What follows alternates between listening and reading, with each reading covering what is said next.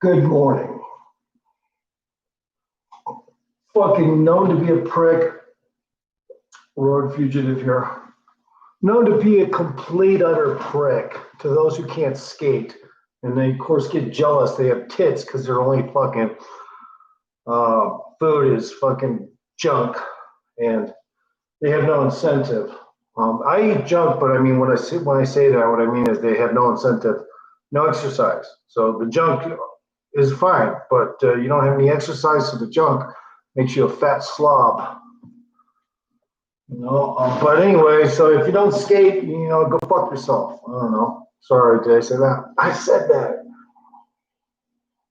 Look, I don't mind people coming on, my channel and giving me a fucking dislike and shit, but usually they're jealous. Usually it just comes down to one thing: they're jealous. They took it up the ass some way, shape, or form in life, and it'll never be the same man. That's what's up. They took it straight up their ass when they were fucking who knows, and then they'll never be the same man, or they never became a man.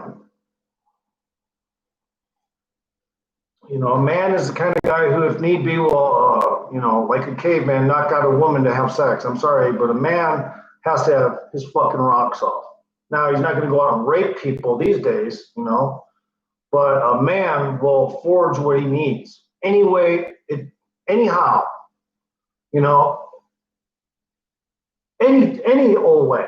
It doesn't matter. Now, caveman, they didn't have the rules back then. Okay, but these days, a guy needs to get fucked. Okay, so if you let the guy slide and he doesn't get laid, then chances are you're getting a kick out of it. And you just give him a dislike because he's not getting laid. Okay, but the truth is, a man needs to get laid.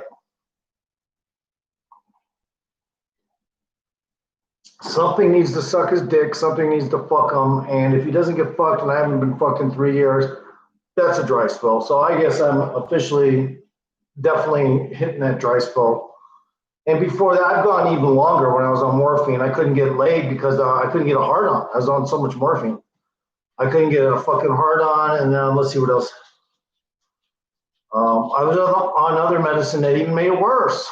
Yeah. So as soon as I quit all that shit came right back. I can fuck now. But of course, I'm on a dry spell now.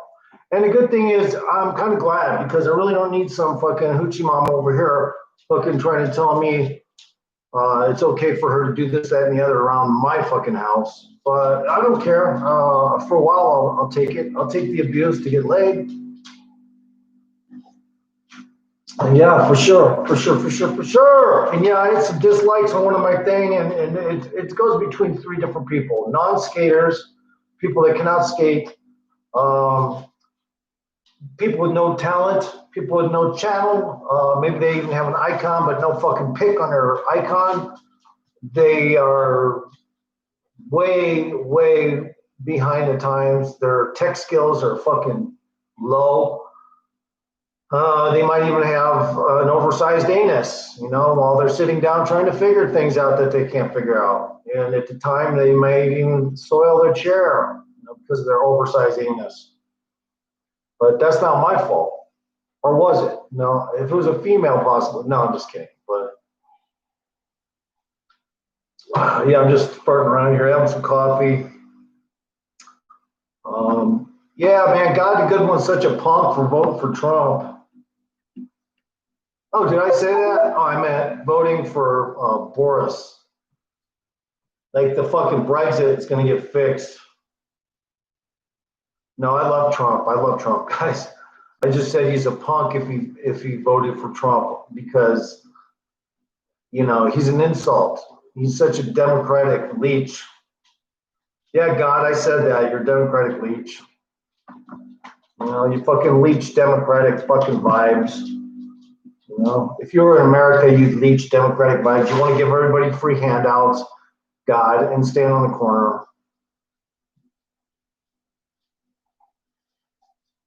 And hand them food stamp applications and whatnot. God, that's how you are. Okay, your Brexit is meaningless. You fucking are against Trump for what? No reason other than you cannot be here in America. That's why. You're not here in America. Get used to it.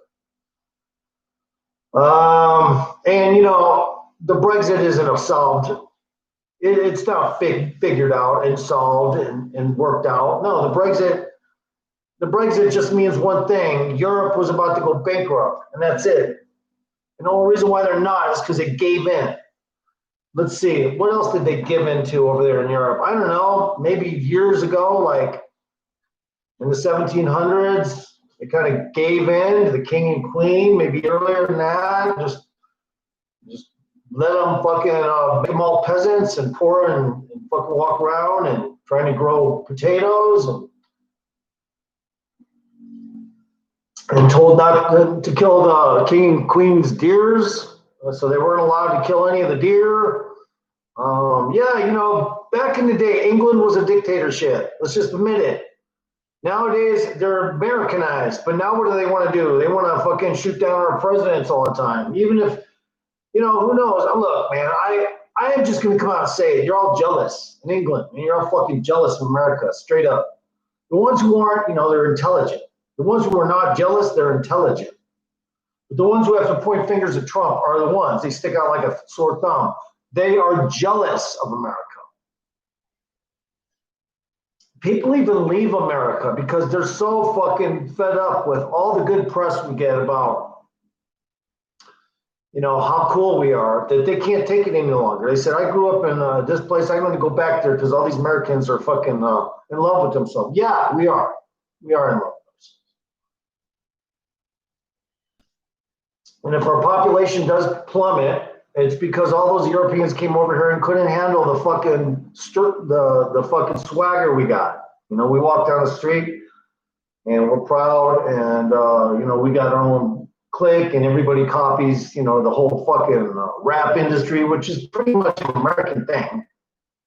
You know, they're all in lockstep, right behind all of the things that we do. They copy. So, I mean, if we had never fucking come out with rap over here in America, which it is an American thing, nobody would ever come out with rap anywhere else. It would have been Nigerian type sounds or something like that. It would never have been rap. Everybody's jealous. And back in the early, late 70s, you know, we were just starting to kick into that fucking rap shit and stuff. Now, I'm not a big rap fan. You know, I can do whatever I want, though. As a musician, I can do whatever I want. I really don't give a fuck what anyone thinks about my opinions and this, that, or the other. So when they do give me a dislike, I kind of encourage it because it's like, get it off your chest. Give me a dislike because you're a fucking punk. You're a bitch. You may even have tits. You know, you may even have tits, and you're not even a fucking woman. You may even have tits. So those are the people that give me dislikes. People who can't skate, people that are fucking got tits. All right, you know, that shouldn't have tits because they're a male, supposedly. Let's see, who else gives me dislikes? I got a few others that give me dislikes. Jerome gives me a dislike from the Sane Realist because I fucking shot him down the way he deserves, even though he's a Trump supporter. I'm glad he's voting for Trump. I don't even believe he's a conservative. So whether he's for Trump or not, I mean, I'm starting to wonder if he even is. You know, he fucking can't even look for a job. Oh, and he sits there and bragging about working on the property. No, Jerome, you're a lazy bum. Sick of slow charging. You're a lazy fucking bum. So Jerome gives me a dislike. Let's see who else gives me a dislike. Oh, fags give me a dislike. Because fags know I hate fags. No, I'm not one of those homophobic types. I'll fucking talk to a faggot right up close to his grill, but not quite that far because I don't want the little piece of bloody spit to come out of his mouth and land on one of my cuts. But other than that, you know, I'm a pretty nice guy. To all blacks and fags and whites and Mexicans. I'm nice to them all. You know, but who am I? I'm a white guy. So what am I going to do? I'm going to like fucking what I'm into. I like bitches. I'm white. I'm an adult. I'm in a dry spell. I want to fuck. I got a decent sized fucking giant heart on. When it is ready to fuck. And yeah, 3 years, no sex. Fucking crazy. So, oh well.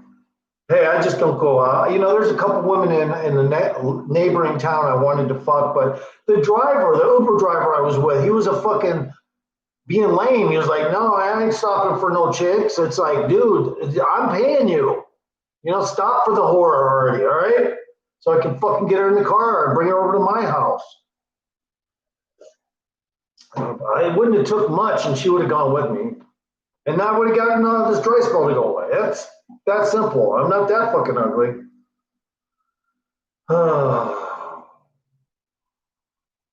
And McHenry Cruiser, I think he occasionally gives me dislikes, even though I give him likes and just resub to him. He acts like a kind of like you know, he likes to dress like a fag and then act like he ain't gay, and it's like, dude, come on, man. I mean, I don't dislike you, Henry, but you fucking look like a fag with those clothes on. All right, so he gives me a dislike.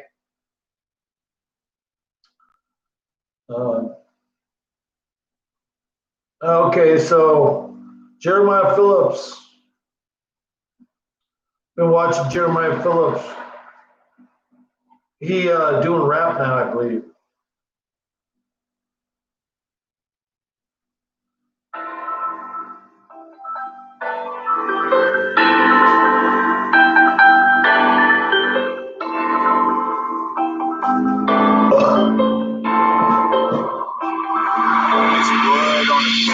Don't make money, finesse niggas so fake money.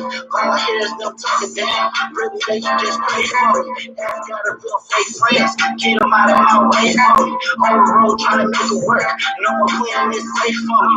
On the way, just wait for me. Can't count me out, gotta count me in. She was at this shot first, had a seat closer to my friend. Can't run shit, let me fuck. Next time, man, but I will. Ever since they killed my dog, been waiting, saying no straight to hell. Hurry and cold and well. Right now, when they new beginning, hoping for a happy ending. You've been distant, how you feeling? Tell me that you just a chillin'. Tell me there's no ill will. Your lifestyle has its perks. That's why these girls pop the pills. That's not Jeremiah though. That's his sidekick. His sidekick raps too. I forget his name. Looks a little bit like Idi Amin in my opinion, but that's just me.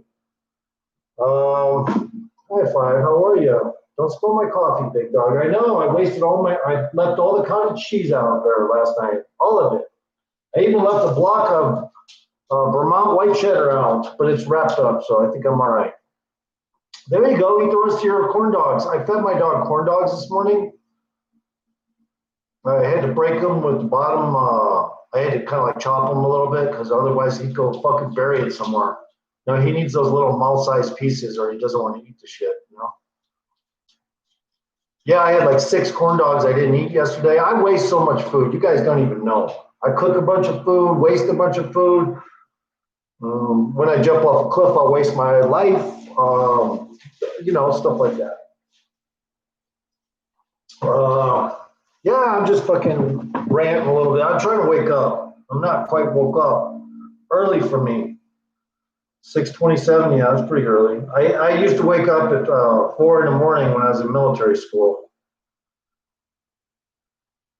Actually, they would also wake us up at 2 in the morning for a fucking quick practice drill. Go out in the middle of the freezing weather with a goddamn shower thing on and fucking shoe rubbers. That was it. You weren't even allowed to grab your shoes on the fire drill. You'd be out in snow this deep waiting there, you know, at parade rest, fucking waiting for them to tell you can go back in. That's some fucked up shit, man. Freeze your ass off, too. I'm surprised they didn't get more. They probably did get a few lawsuits from shit like that. It's, you know, some people got sick. The way the shit they treated you. Even in military school, it was hardcore. I ain't kidding you. Now, of course, it's not like, you know, obviously probably not anymore. I mean, I've looked at some of the Missouri Military Academy footage recently, and it looked like, man, they fucking need to, their marching sucked. Everything was shitty. I was like, damn, man, this shit's falling apart. These military schools ain't fucking holding it together. Oh, they're fucking catering to livers. You know, the people are in bad health and very untalented. And who knows, maybe they're fucking half ADHD kids. I don't know what the fuck's wrong, but they can't even fucking do anything. Now, when I was ADHD, I could do military. I could do all that shit. I didn't have a problem. But These kids, they just have all excuses these days. Oh, I'm trying, fucking ridiculous. No, man, you need to look like you're marching together. You don't want to make it look random. Yeah, their fucking marching sucked. I'm just gonna listen to Nomadic Fanatic, just for the hell of it. Why not promo someone's channel unofficially? Everyone, how are you guys doing? We're on the highway, heading east a little bit today. Got a project, as I told you.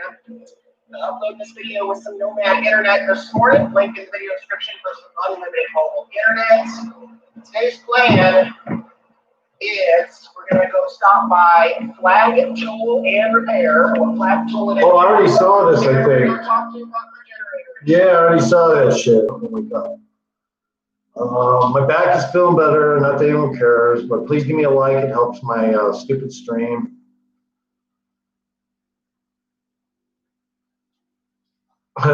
This Skate and Create S1 Helmets did, that song was just so horrid. I couldn't even, I had to turn it down.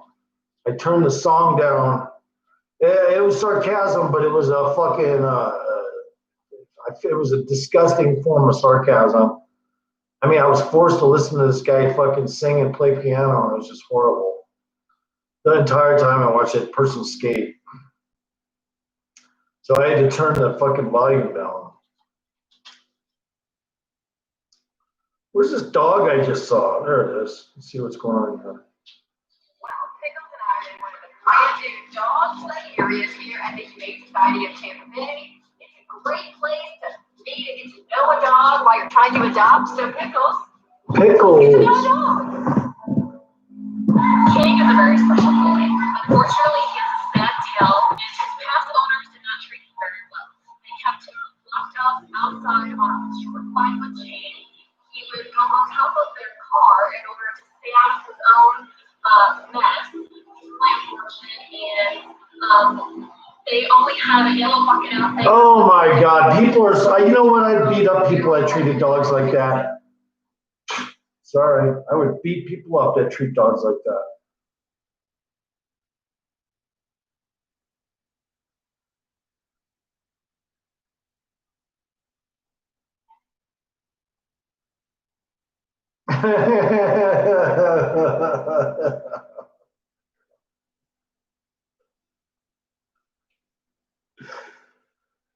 Oh, the comments I make sometimes, and I go back and look at them, and I'm surprised I only got one like on my comment.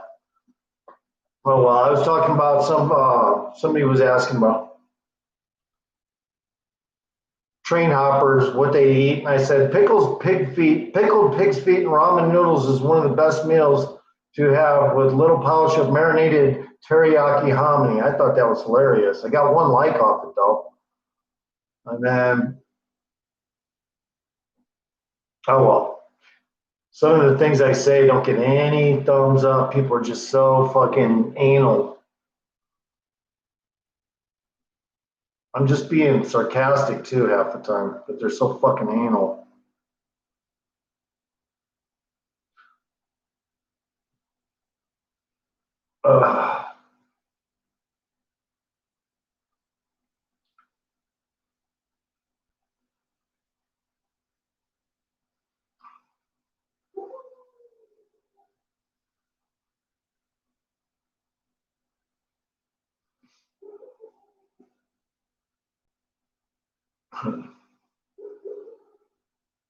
Hey, bud.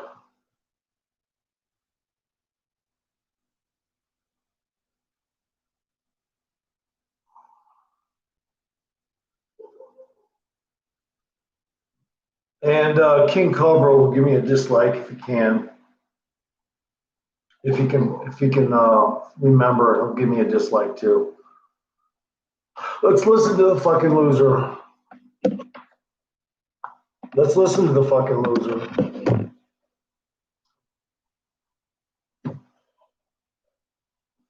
King Cobra JFS.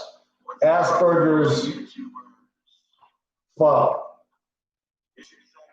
Bad boy, King Cobra JFS, back at you, cool cobras with another video.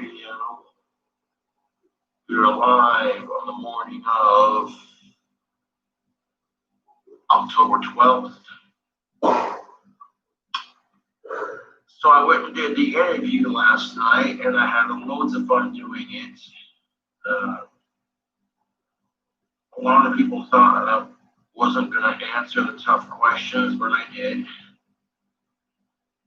My next eye surgery is on November 11th and November 12th. Yeah. So a little bit after Halloween Eve. God, the dude sounds like he needs a diet that's healthy. How you cool cobras doing? Block everyone from my YouTube that I had blocked, but well, YouTube's just not letting me do it. So what do you do?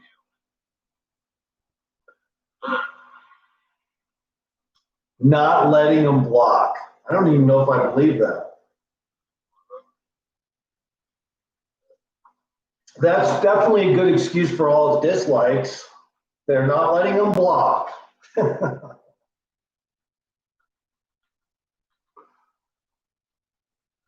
fine, a Monday morning. Hello, YouTubers. We're live on the King Cobra. Oh, this guy's just dripping with energy.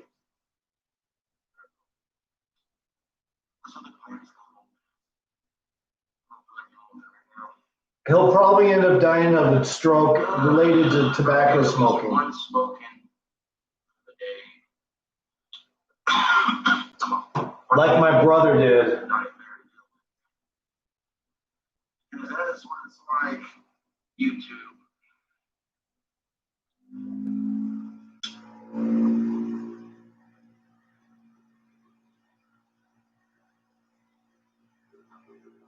The coffee's good though, it's a little strong.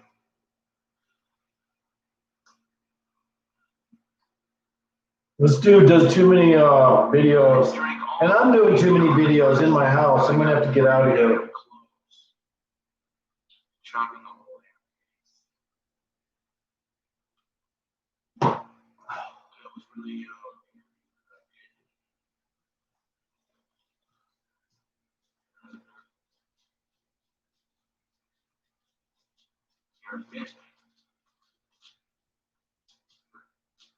We'll see about collecting.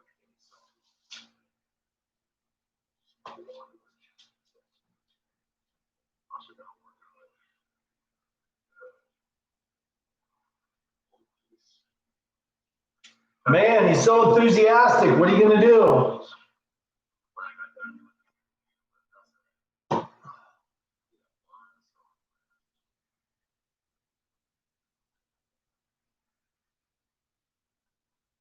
Well, it's Monday, and usually right around Monday. I gotta go find my other mic.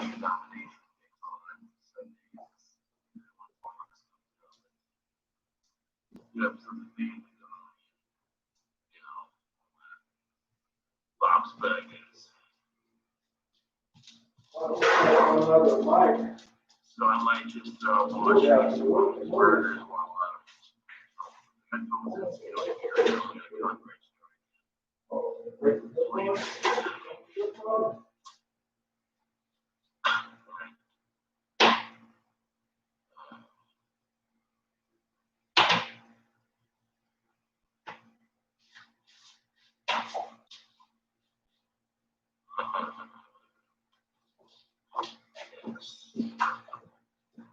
So welcome one and all to another installment of King Over JFS Live. You just keep saying.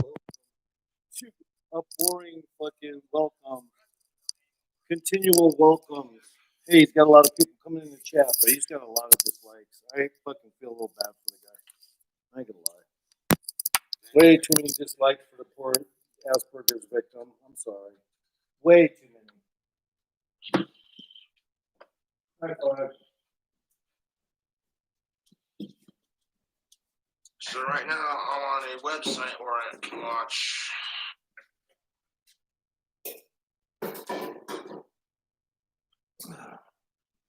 Gonna eat some more of these? This one's right here, 5, a piece of hot dog right here. Yeah. You didn't even eat this one. Or I can watch cartoons for free. Yes, sir. And we got a new episode of Bob's Burgers to watch, which I'm assuming might be a new episode of Family Guy, too. It's easy just to play something while I'm having my intermission, so might as well have a little King Cobra for you. The famous King Cobra, enthusiastic till no end.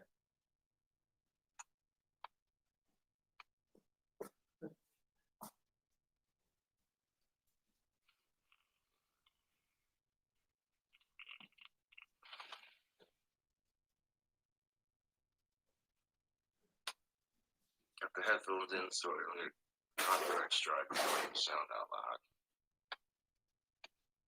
Oh, hold up.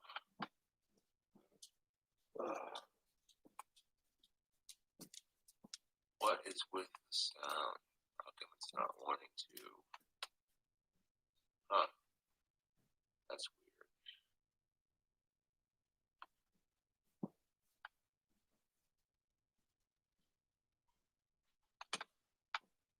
I don't. The sound's not showing up, so what the shit, dude? That is weird. Like, what? What's up, Richie? There we go. That was just a little. Alright, now I got the sound button to work.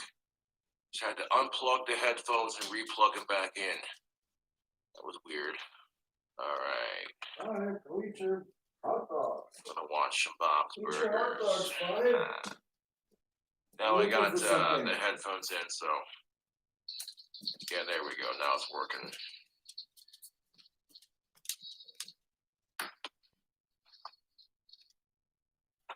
Lewis reads wind instruments. That's great.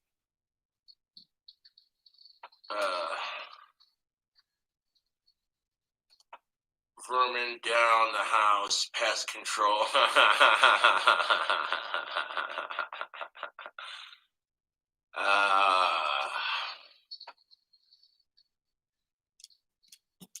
That's great.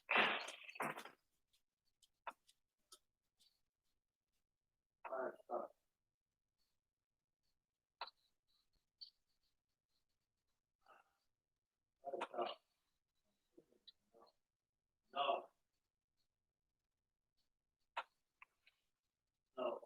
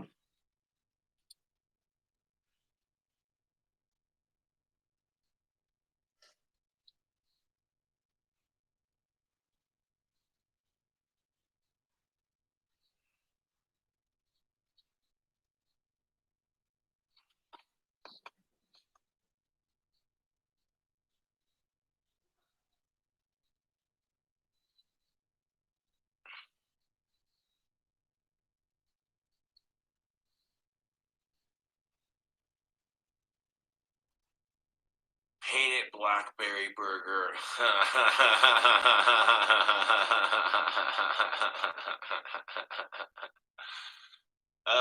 What is up, YouTube? Watching some animation domination. Got the headphones in so you can't hear it.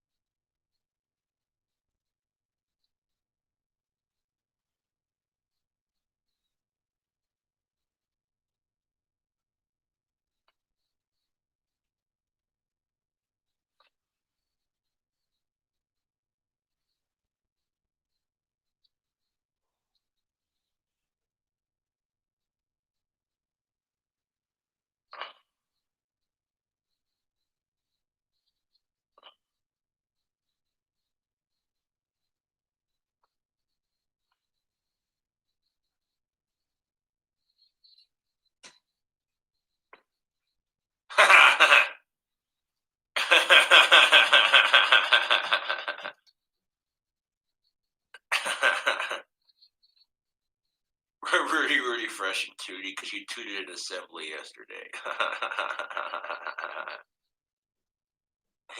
You bet I did.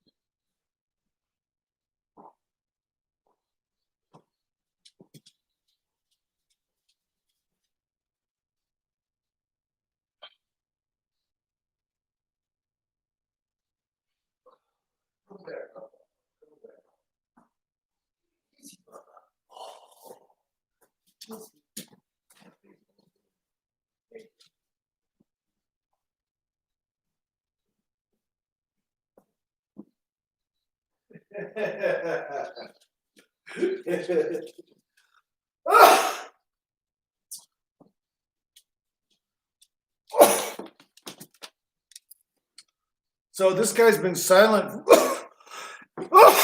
King Cobra JFS has been silent. I mean, he's not even talking. What the fuck? This guy, he's laughing occasionally, reading his chat, but he's not talking. These guys have a mental breakdown. I don't know what's up. Gotta have a mental breakdown. Yeah, I walk off camera. That I do. Yeah. That's my issue, though. I just had to find something to smoke right now. Some resin, some reclaim. You're all bored of that, probably, seeing me do that, but I don't care. I gotta try to fucking smoke.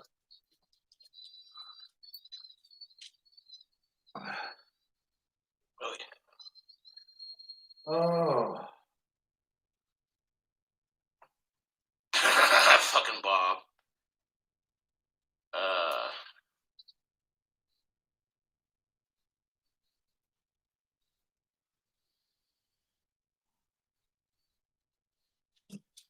This is a dangerous thing to try to get reclaim out of.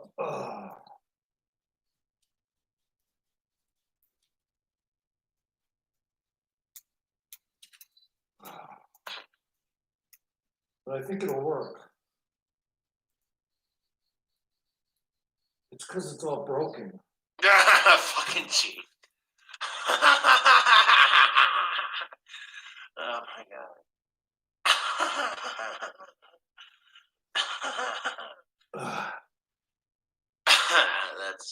That's too much, dude.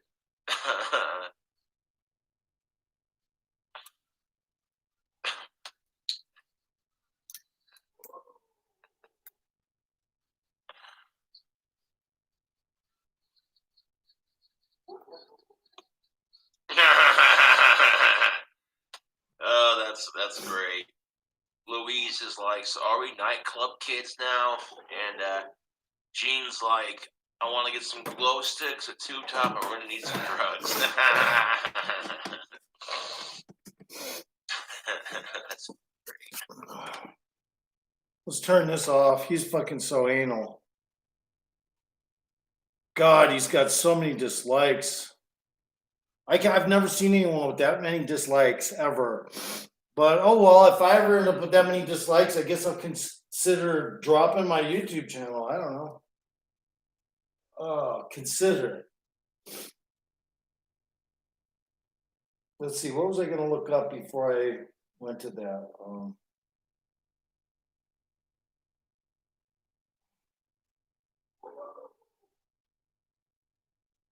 It's here, Jericho Green. Okay, District 30. Oh, Jericho Green voted. Okay, cool.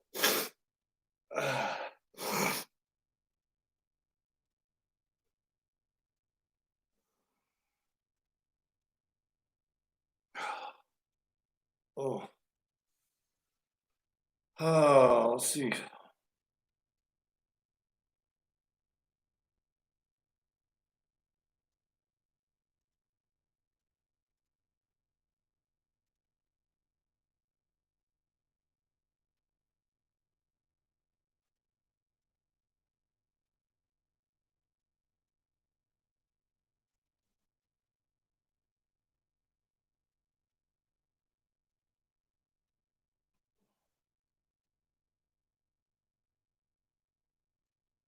Yeah, I'm not talking either, guys. Apologize. I don't have any, whoever is watching.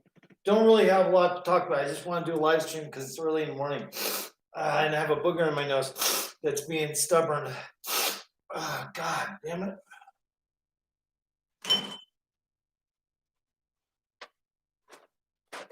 I'm trying to get a little reclaim here so I can smoke some weed.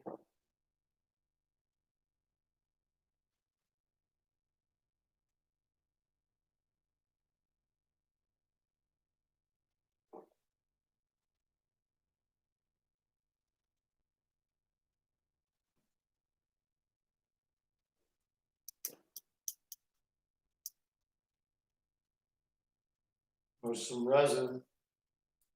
Yeah, I'm a rich guy, but I don't have money to buy weed. I have credit right now. So I can't get any weed with credit. They should change that law though.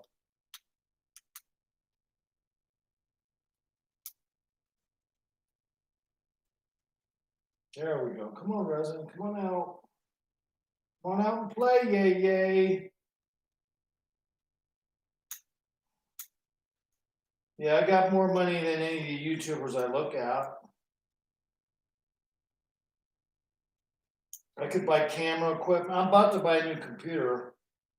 A good one though. I thought the HP Envy was good at the time, but what do I know about computers? I'm not really that fucking into it. They're all basically the same anyway. That's what the salesman will tell you. They're all made from the same specs. Next.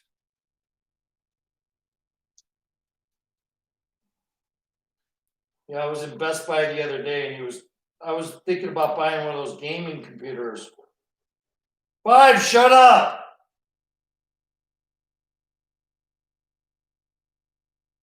Anyway, I need a computer that I can, it'll show the exact color of the background. The one I got is not doing that.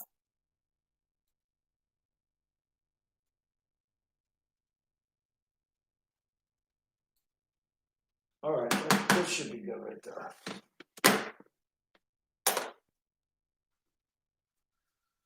I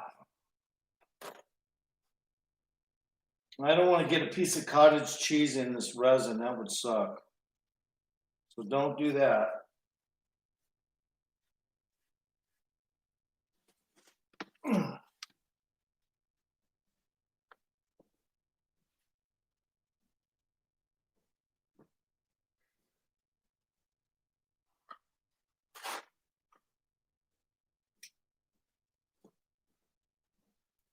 I don't know. Would you eat cottage cheese mixed with hominy?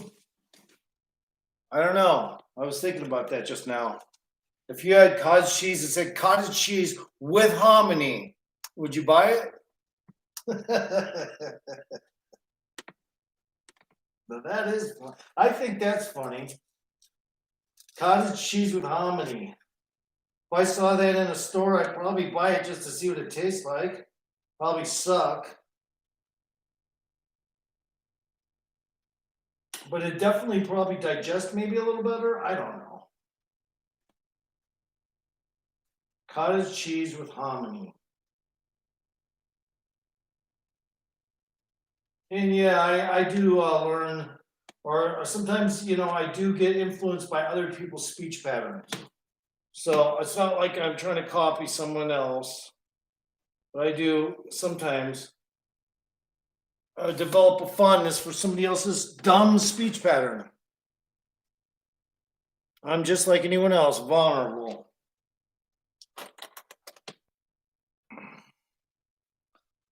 And when I'm saying that, who am I referencing? Let's see. I don't know.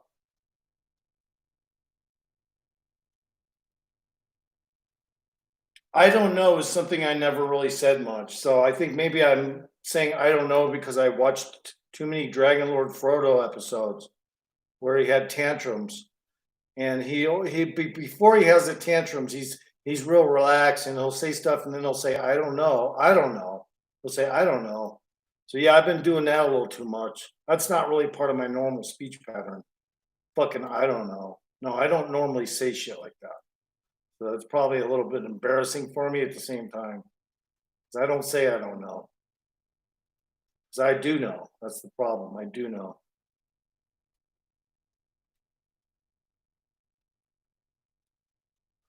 Looks like a lot of resin's coming out of here with this prototype scraper. Wow. Getting it all out of the threads and everything. I'm just going to have nice hits of weed right here. Or resin. I got some weed drying out there, but I don't know if it's dry yet. Ah, shit. Ah. Oh.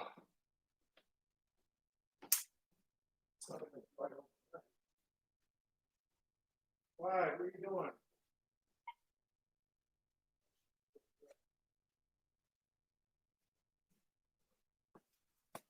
Oh, so this is what I got. I got this weed right here, bunch of buds of weed drying. It's gonna take a while for this shit to dry.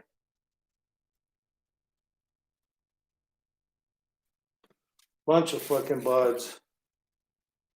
But I'm drying it in a weird way. I got it sitting out in this little netted thing and just barely a little air getting in there. But it's drying out good. It'll take a bit.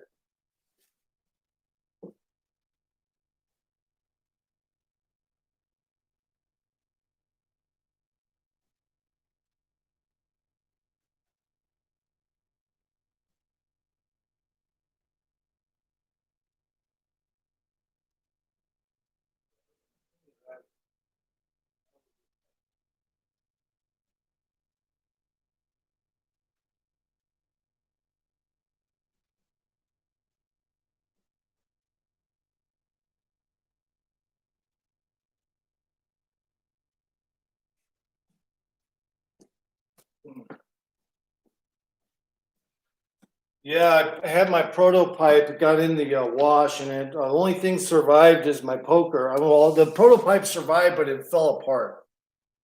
So I'm using the poker to my prototype to open up some of the threads here and get a little more extra resin than I would normally have gotten just from a quick reclaim scrape. Ooh, yeah, I got weed. It's just got to dry.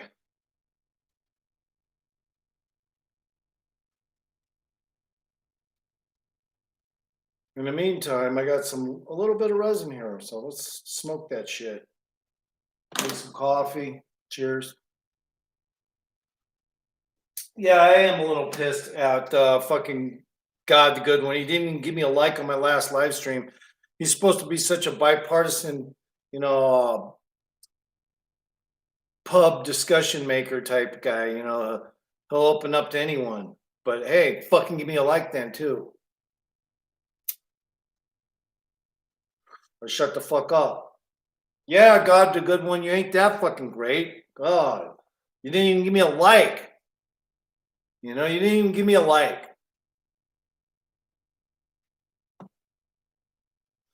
A lot of these channels, you know, they say, oh, we do this, we do that. I don't know. I think their whole agenda might even be different than what they claim.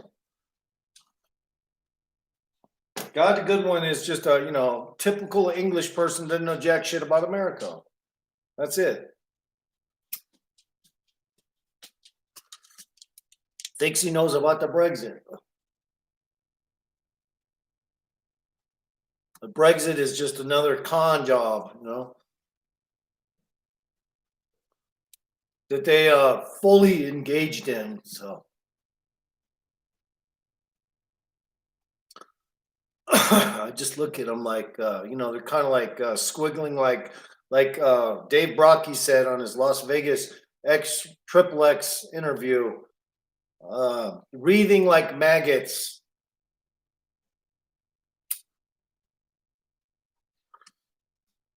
They're breathing like maggots. Although Dave Brocky was also a fucking American hater. And they always say, I love America. They always say the opposite when you say that too. Oh, I love America. Yeah, you're jealous of America. That's what it comes down to. You love America so much you're jealous of us because you can't fucking live here. Yeah, God the good one, man. Eventually, if I ever do pass you up in subscribers, it'll be because you suck. Driving down the road, you don't do shit except drive down the road anyway and eat McDonald's. And maybe you make some screen prints once in a while. And I don't even know if you do that anymore. He tells people to pass his cards around. His cards. Who fucking gives out business cards these days for their YouTube channel? Nobody ever did. He does, though. He'll send you a big thing of cards and he tells you to pass them around to all the shitters. That's what he says. Pass these around, leave these in the shitters, like those people that leave the Bible material in the shitters.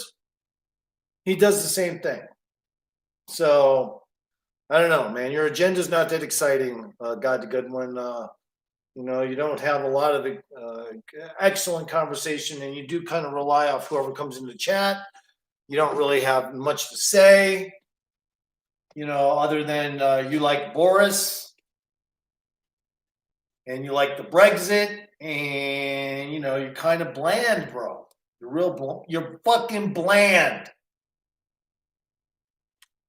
But when I go to his channel, I always show him some love, and guess what? He barely, you know, he just reads my comment, and that's it. It's like, dude, come on, man. Let's talk about something here.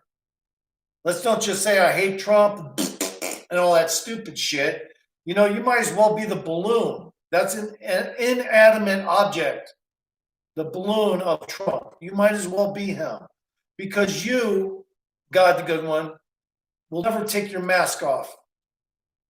You had a mask before COVID. And you still won't take it off.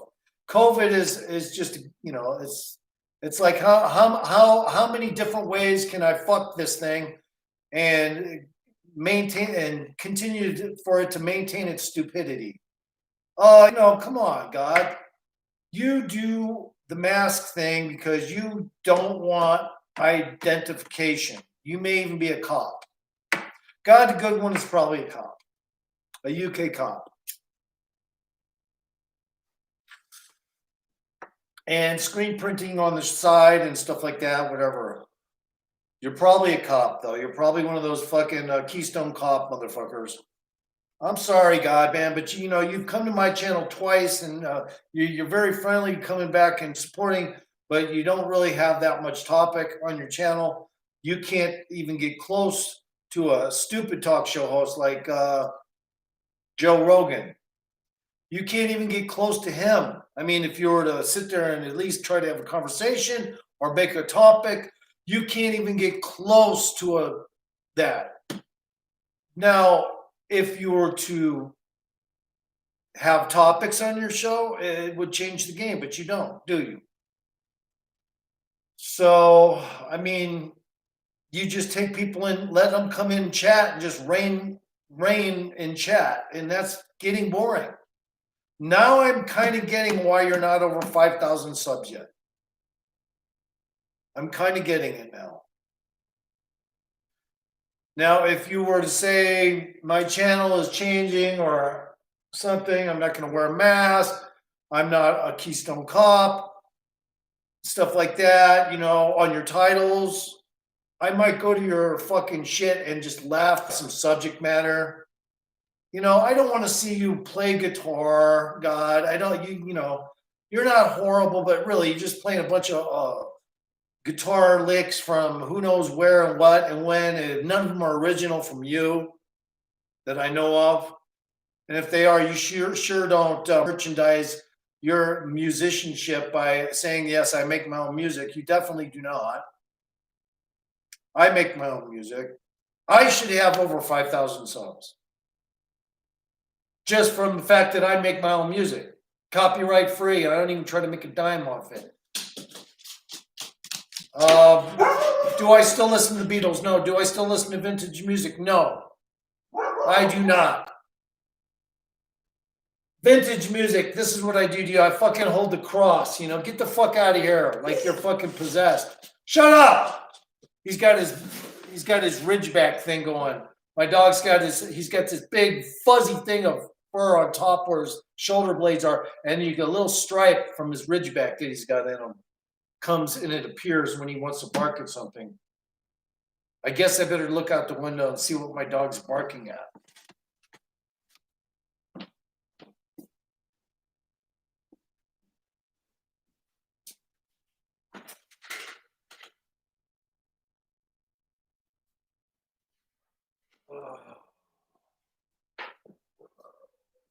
What are you barking at? Is it a bear?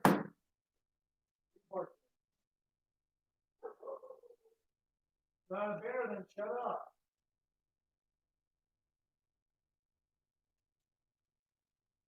Shut up. Not even a bear. It's just the next door neighbor again. God, 5? So my dog is a little bit like that. He'll just fucking bark at the neighbor because he knows the neighbor's gay, and so he barks at him.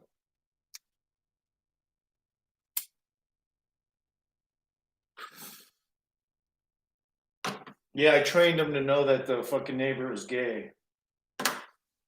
So now my dog knows the neighbor's gay, so he barks at the neighbor all the time. But I have to tell him, hey, man, don't bark at the neighbor, just so it looks official that I'm trying to get him not to bark at the neighbor.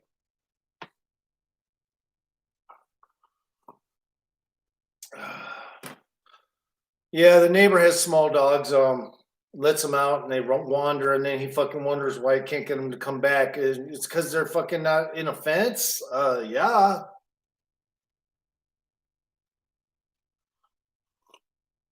When they're not in a fence, they kind of wander. That's what dogs do.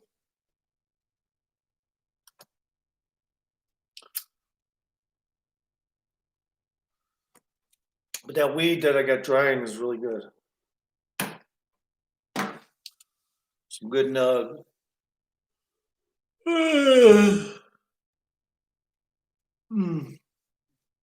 See what I can look up here. I'm boring right now, so let me see if I can find something to look at.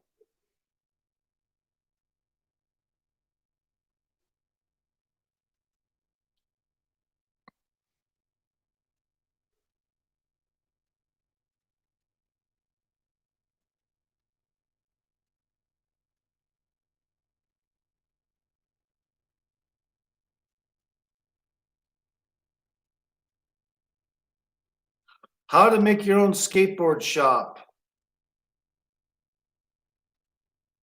All right, here's one. How to start a board shop.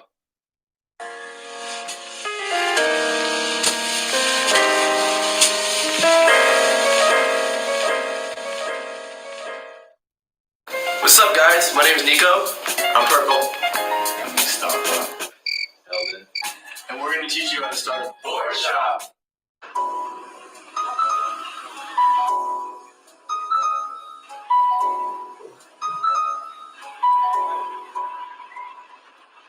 So the next step to making our business was to find a perfect location to base our business. We had many different outfits such as plazas, malls, streets, even downtown. But we chose downtown because it's the most populated and the best advertisement.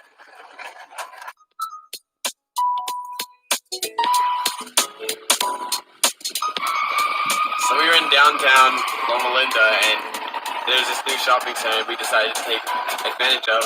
Lo and behold, a building.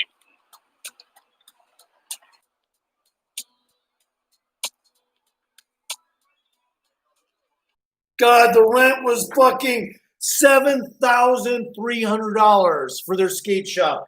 Dude, that's too fucking much money. Are you fucking kidding me? There's places down here in this town I could fucking rent. I could find a place for, you know, if I try hard enough, for $200 a month. I could lease out that business or that space.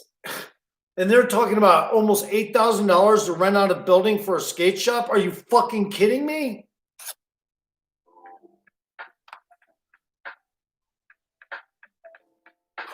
So in starting our business, we have to consider a bunch of startup costs, and one of those being, actually a couple of those being, the permits and the business license that we have to get. Now, talking about business licenses, in order to get a business license, the first thing we got to do is pay the business license tax of about $69, an application fee of about $67, an inspection fee of about $229 and upwards of that, an NPDES of about $191, and a state CASP fee of $1. So this is coupled with a preliminary zoning check that we have to submit to the office of business. Now, business licenses are only a small part of that. We have to look at a lot of other permits that we need to buy, such as resale and stuff like that. So our general business tax rate will be $12 for the first $5,000 in gross receipts, and then another $3 for each additional $5,000 or a portion of $5,000 in gross receipts. So, for our general business tax rate, based on gross receipts, is $12 for the first $5,000 in gross receipts, plus $3 for each additional $5,000 or a portion of $5,000 in gross receipts.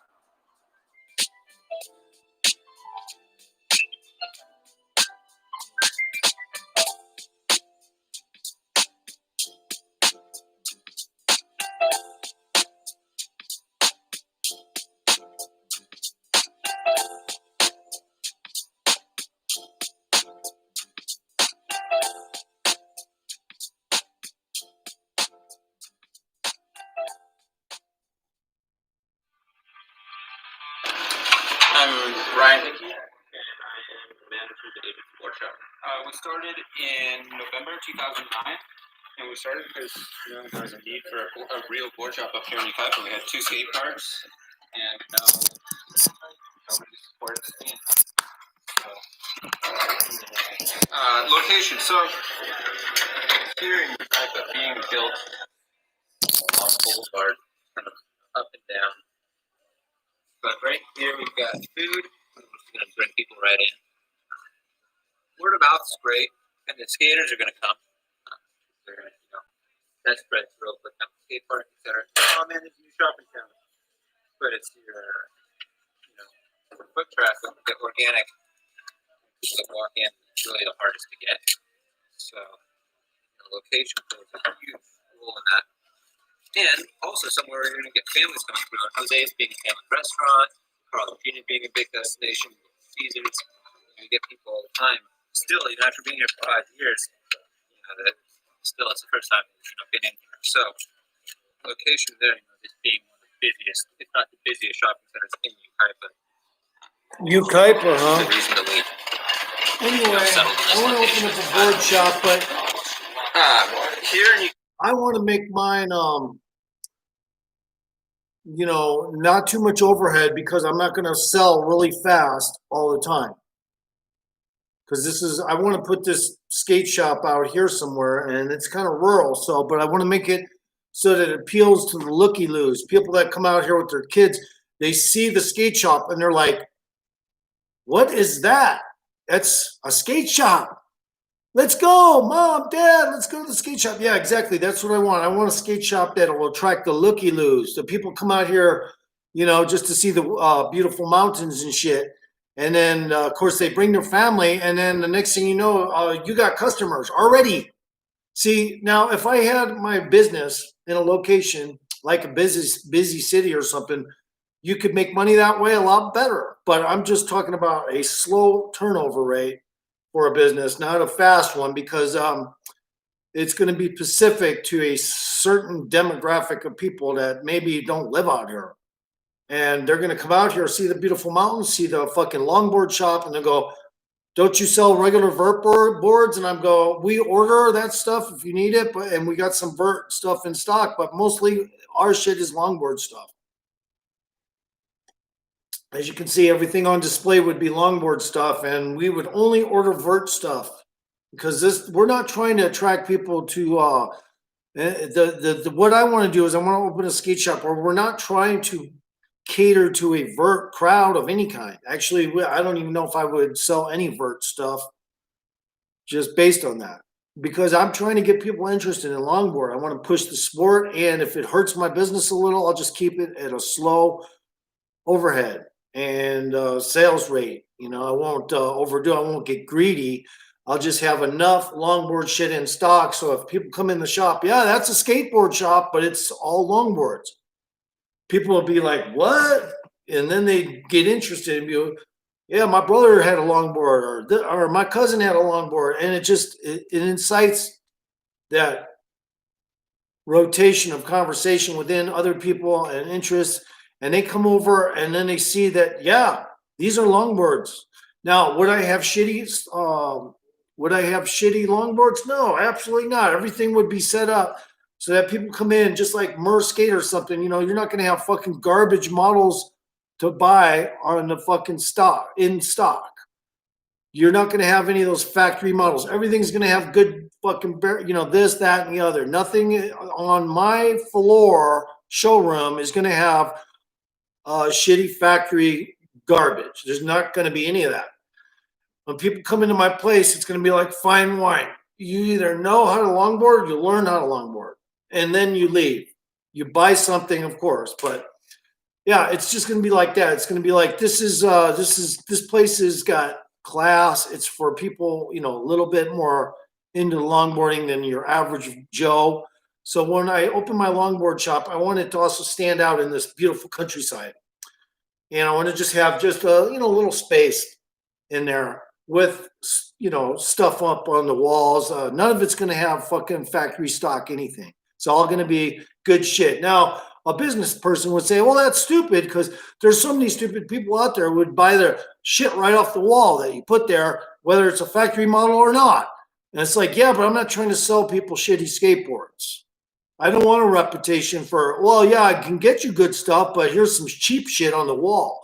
No, when I open my longboard shop, and I do feel like I need to do this, it'll be small. It'll be, you come in there and almost be like, 12 by 15 feet, a really small room with skateboards all over the wall. And every fucking one of them would have quality. Some of them would have not big, just regular trucks like Atlas or, Gullwing or, but I don't think I'll sell anything outrageously cheap. I know I won't, nothing will be super cheap in there. It'll all be relatively decent quality stuff, and then up, and up, and then I'll have my, hey, this is if you want everything tricked out, and of course I'm going to customize them. Of course I'm going to have somebody in there customizing the skateboards for people that want to try to skate out in the wilderness, coming down mountains and streets, and I might even get a flack from the local authorities because, 4 people have been fucking seriously injured buying skateboards at your skate shop out here. I mean, I could see it coming now. I could see lawsuits, all kinds of shit. Because why? Because people don't understand high-speed skateboards. They're like, oh, skateboard, buy it for my son. Next thing he knows, he's injured vastly in the head or something. It's like, hey, he bought the skateboard here. I didn't tell him to go down that hill. And plus, you're supposed to learn how to skateboard fucking first. And learn how to longboard, especially if you're not good at that. You better learn how to longboard. downhill. A lot of people will try longboarding after doing vert and they'll say, no, I took a couple of bad accidents. And the only thing is they're just stupid because, they're just stupid. It's like longboards, you can probably avoid more wrecks than you even invert, because invert, you're fucking constantly misplacing your foot and landing on your hip and your fucking shoulder. You're probably breaking more bones invert just because you're going up and down the ramps and shit. I mean, come on, man. Think about it. What would you rather do? Fall straight down or fall at an angle, at a horizontal angle? I like falling at a horizontal angle because at least I can predict how to fall a little better. Sometimes. Doesn't mean all the time. Oh, like when I broke my collarbone, I wasn't even paying attention to my skateboarding, so that's why that happened. Yeah. Well, when you have overconfidence of a slow speed, that can get you into trouble too. So that's why I broke my collarbone. Overconfidence at a slow speed without paying attention to the grout, or the aggregate on the ground. I wasn't even paying attention to aggregate or nothing. I was looking at somebody else and forgot all about the road condition that I was on and shit. Yeah, you can crash with overconfidence of slow speed. So once you develop the confidence all the way through, you just got to realize back in the day when I went slow, I still had to be careful, or when you are going slow, rather, is just a better way to put it. When you are going slow, always remember how important it is to pay attention when you're going slow, because that can be some of the worst accidents. If you're going slow and you're not paying attention to your skateboard or the aggregate, whatever you're fucking skating on, whether there's rocks, pebbles, or anything, of course you're going to get in a wreck if you're not paying attention to that shit. That's how you get in a wreck, actually. And when people slide on the skateboards, if there's too much gravel to slide in, they're probably going to try to slide on another part of the road, because too much gravel means over sliding. And I don't slide much, but I'm just giving you a directive about people that do slide. They need to gauge the exact amount of sliding that the skateboard will do when they kick into it. And usually that requires some sand and not really too much gravel. If you have too much gravel, that can make your roller. I call it conveyor belt rollers when you hit shit like that, because at that point there is no slowing down. The fucking thing's going to continue to slide. So once you hit major gravel instead of sand, then there is no grip. There's no fucking grip. You might as well be hoverboarding at that point. So when I skateboard and I see gravel, I try to avoid, unless I'm going straight over it. I don't mind going straight over gravel, but trying to slide on gravel, no, I don't do it. Although you can kick yourself into a slide in gravel as long as you're coming out of the gravel back onto the street, and you can hold it easy, but that's just me. Now, I haven't seen longboarding Larry lately, so longboarding with Larry, I think. So let's see if he's done anything.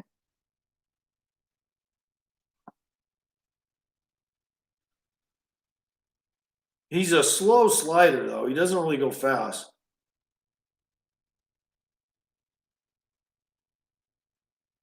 But he's very good at it.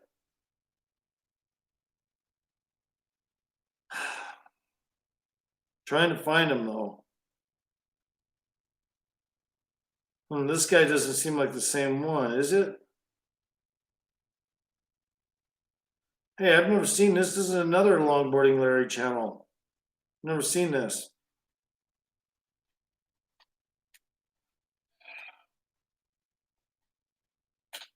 He doesn't know how to skateboard at all. The hell? Or maybe he does. He just doesn't look like it there. He's trying to do a trick. That's wasting way too much energy trying to do a trick, man. I don't know what he's doing. It looks retarded. That's not the right guy, though. He's got a bunch of likes for that stupid shit, trying to do a trick. It looked retarded.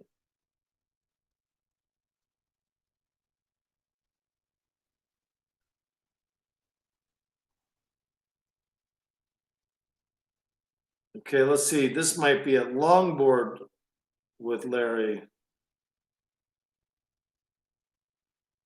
That's not it.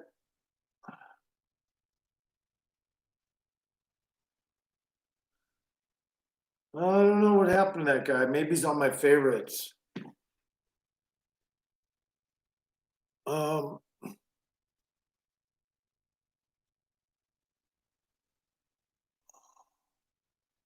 done. Oh, there it is. Longboarding with Lenny. That's it.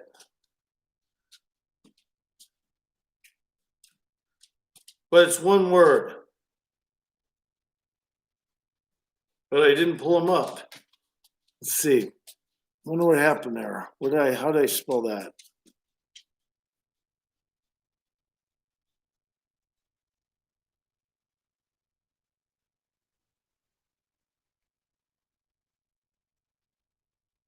Oh, longboard with Lenny. Okay.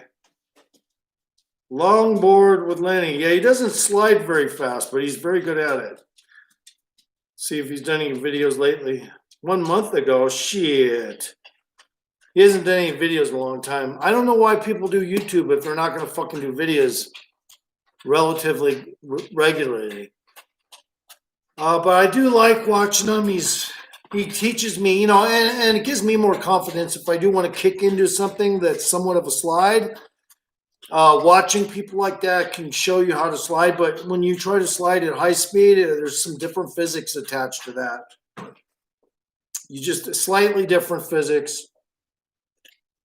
You know, you know, when you're going at a higher speed, you got to make sure you don't high side out. And but when you're sliding at slower speeds, you don't have to as much.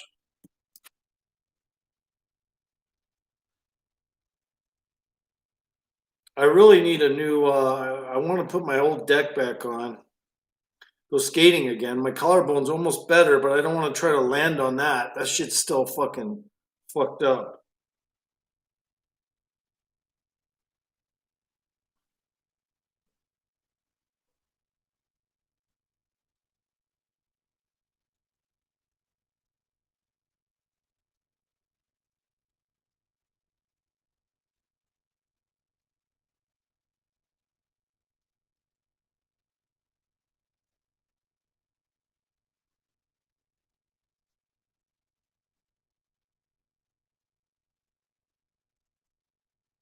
Okay, this guy's in Vancouver. Let's see how he does.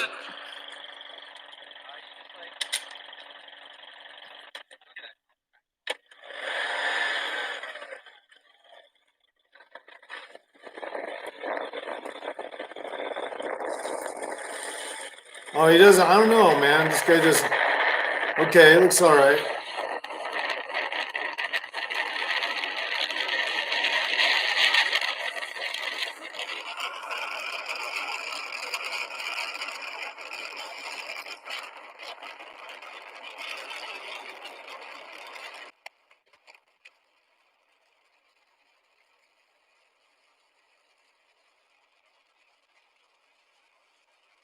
Oh, that's pretty nice. Whoa, yeah, that was really nice. Really nice.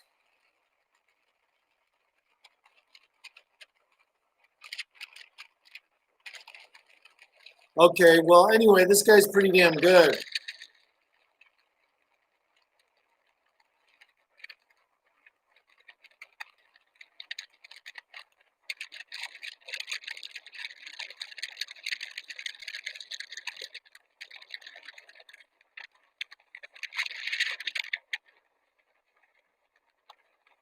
Man, who is this?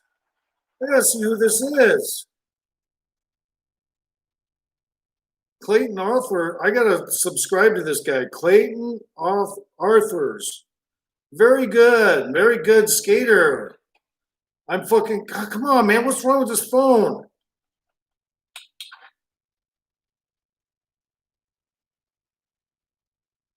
What just happened here?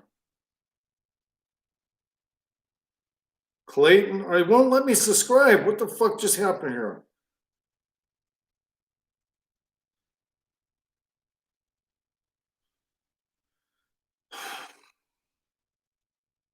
I don't know, man. Come on.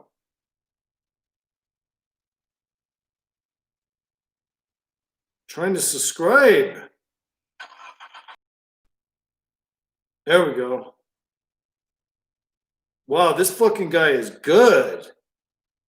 Clayton Arthurs is fucking a good longboarder. I'll watch this shit later, man, but man, I thought I was gonna see some shitty ass longboarder right there. Because usually that's what happens when you go to these incognito, kind of like hard to pull up longboard downhill raw runs. A lot of times you've never seen them before, you don't know who it is, and then you go to it and you think, oh, this is for sure going to be junk.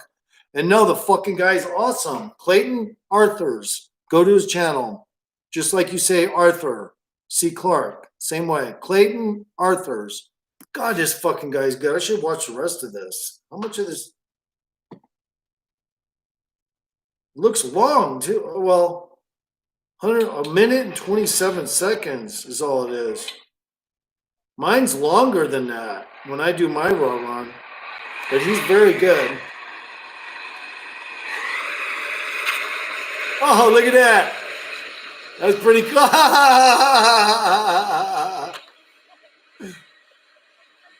That's funny. That dude's funny.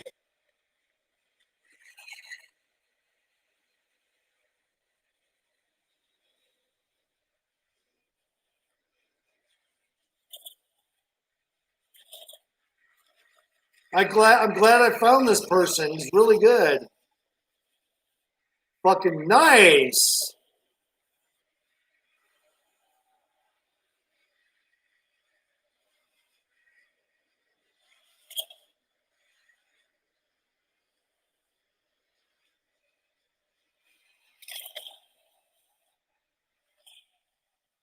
Wow, that's fucking sweet. So that wasn't even the same run that I was looking at. That was another run. Man, dude, I got a comment. I've never seen you before that I'm aware of, and if I have, I've forgotten. But right now, your name is locked into my memory because that was sick, and all your runs seem to be sick.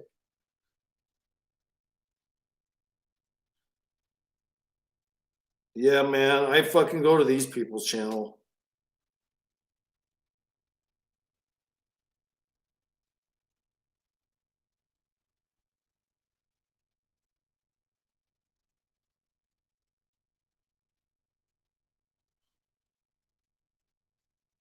Fuck.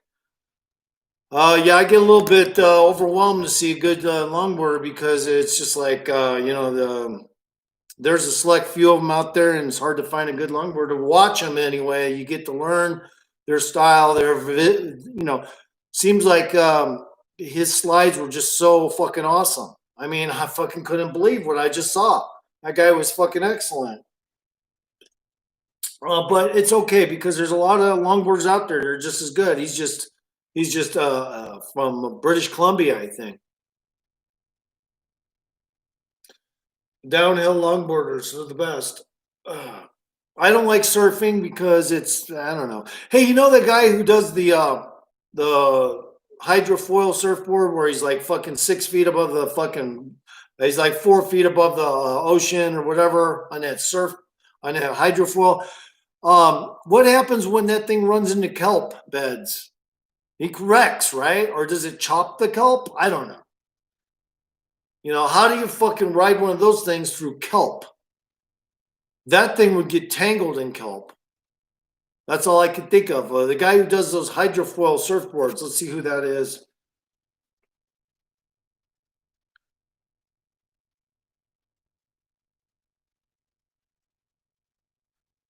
Hydrofoiling surfboard.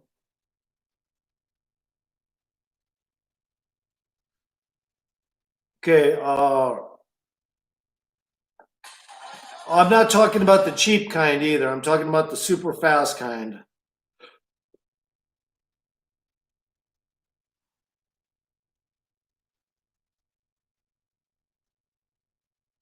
Clearwater hydrofoil. All right, what's going on, everybody? I'm here next to the lake, showing you the surf foil that I've been working on for quite a while now. I've done a lot of research and think I have the design just right. And I've taken it out behind the boat on this lake numerous times, and man, it flies fantastic. So just like all the other foils I've got. Well, anyway, I know there's all different kinds. There's some that are tugged, I think. There's some that they don't get tugged. They go on waves. Kai Lenny, yeah, this guy here. I think maybe it's not the same guy. I don't know. What I really love about the hydrofoil is it just opens up a whole new world of surf spots. Most of the waves in the world aren't that great. But you get on the hydrofoil and all of a sudden it feels like you're riding a perfect wave at Malibu. I tried to know what to leave. She sits in the bedroom and breathes. There's a sequence that starts all again. She can't get up anymore with the pain.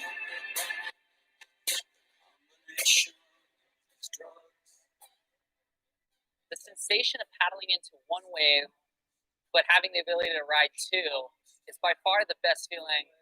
Well, anyway, so the surfing hydrofoil is what we're looking at right now, and I'm just saying, what happens when it runs into kelp? That's all I want to know. Is there anyone out there that can tell me? As a matter of fact, I should say something to this guy, but he'll probably not answer me. He's got so many subs. But yeah, how do you fucking does the thing chop through a fucking kelp? I mean, once you hit kelp, isn't that an automatic wipeout? If it was a regular surfboard could just kind of skirt over a kelp. But a fucking hydrofoiling surfboard, that would get fucking caught in kelp. How the fuck do they get through kelp? Anyway, they must have to go to kelp-free zones. That's all there is to it. Because kelp would totally bog one of those fucking things out. Yeah, I have never seen a wreck from kelp on one of these things. I'm going to try to look it up. Wrecking hydrofoil surfboard in kelp.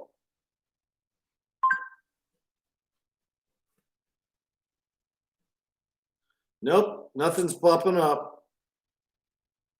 See, they don't want you to know that if you buy one of those expensive ass things, and you run into a fucking shitload of kelp, your history. How are you gonna fucking pull out of that? You're fucking gonna wreck. But it's okay. I mean, it's water. It's not like concrete or anything.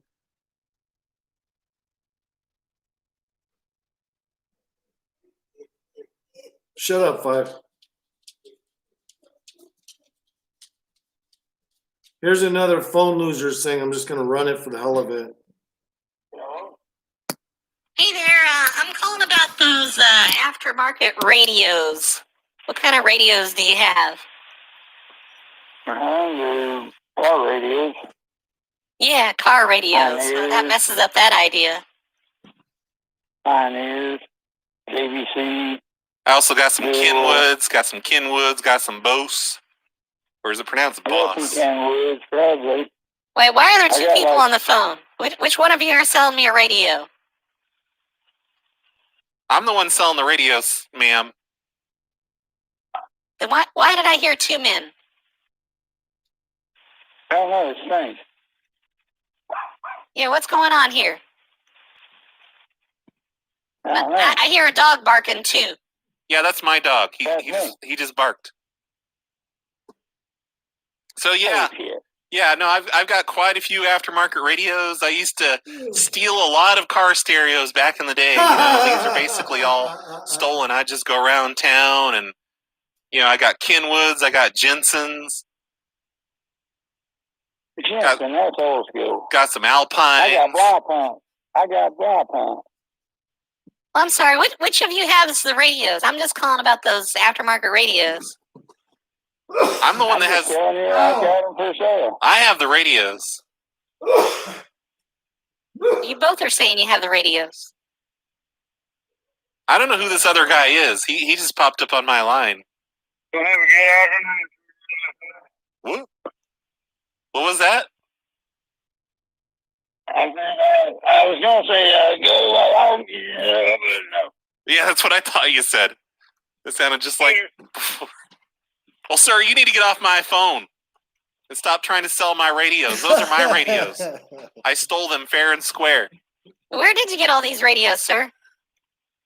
Sir? Sir! Hello, sir! Expo wants to hear him sing. Sir, can you sing us a song? I'm not gonna listen. I don't like that fucking female when he does. It just sounds too fake.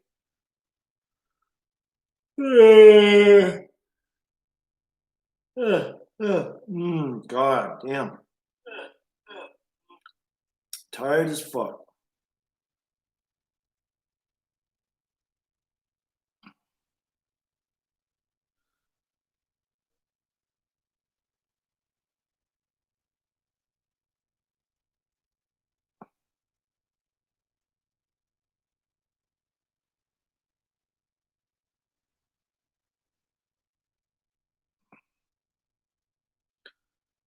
Oh, okay.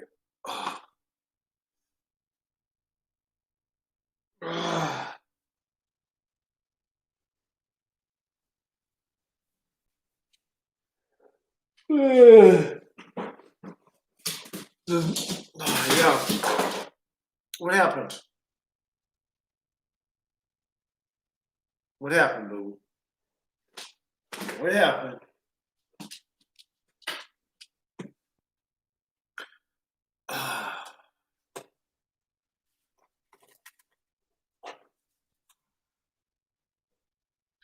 Yeah, somebody, he's like, you should microwave it. My fucking bud so I can smoke it. I don't want to microwave it.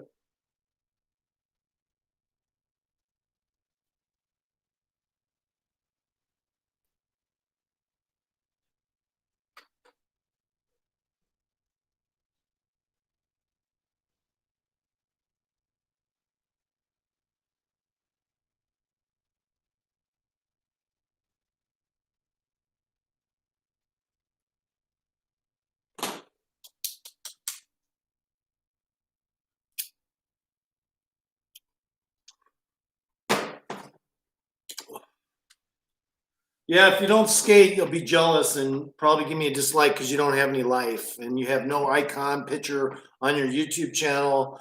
You have no, maybe you don't have any subscribers, or maybe if you do have subscribers, you have to beg them to fucking subscribe. Or you have to, you know, subliminally con them into fucking subscribing or some shit.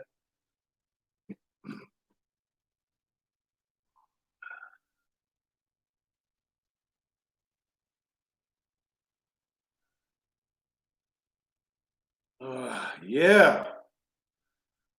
Dripping black. Here's the thing to my sorted topics with dripping black coffee, full fledged. Yeah, you bet. Anything you want to talk about, but people are such pussies on my channel. They don't want to talk.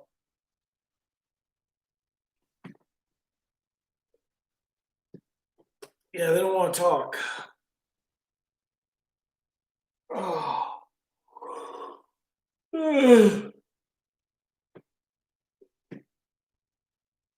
Oh, shit.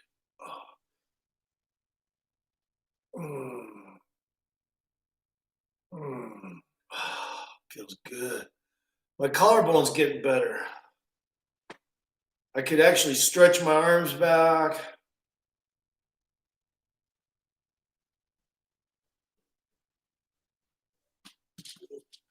Chill, Five. Yeah, so people say, "Oh, you like to make fun of disabled." No, I go to disabled people's channel that aren't really so disabled. I don't think. I go to people's channel who I think are just kind of like mock disabled people. You know, they act disabled so that they can get fucking extra fucking, because they didn't ever have a job. That's why. It doesn't really mean they have a mental deficiency. If you go back to the fucking 1800s and try to find mentally ill, you won't. Because every motherfucking buddy that was born back then was put to work at a young age, and they don't know how to be schizophrenic. Yeah, there's a few of them that did, but the amount versus the population back then that was probably mentally disturbed, unless they were just completely born out in the middle of nowhere with no education, chances are no, they were fucking not mentally ill. They worked from day one. As soon as they were physically able, they were at work. they don't know how to be schizophrenic.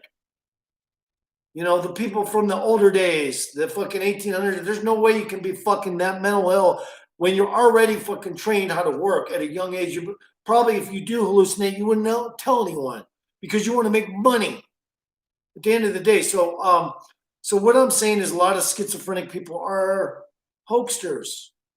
A lot of people that are disabled are hoaxsters because they don't just want food stamps. They want more than that.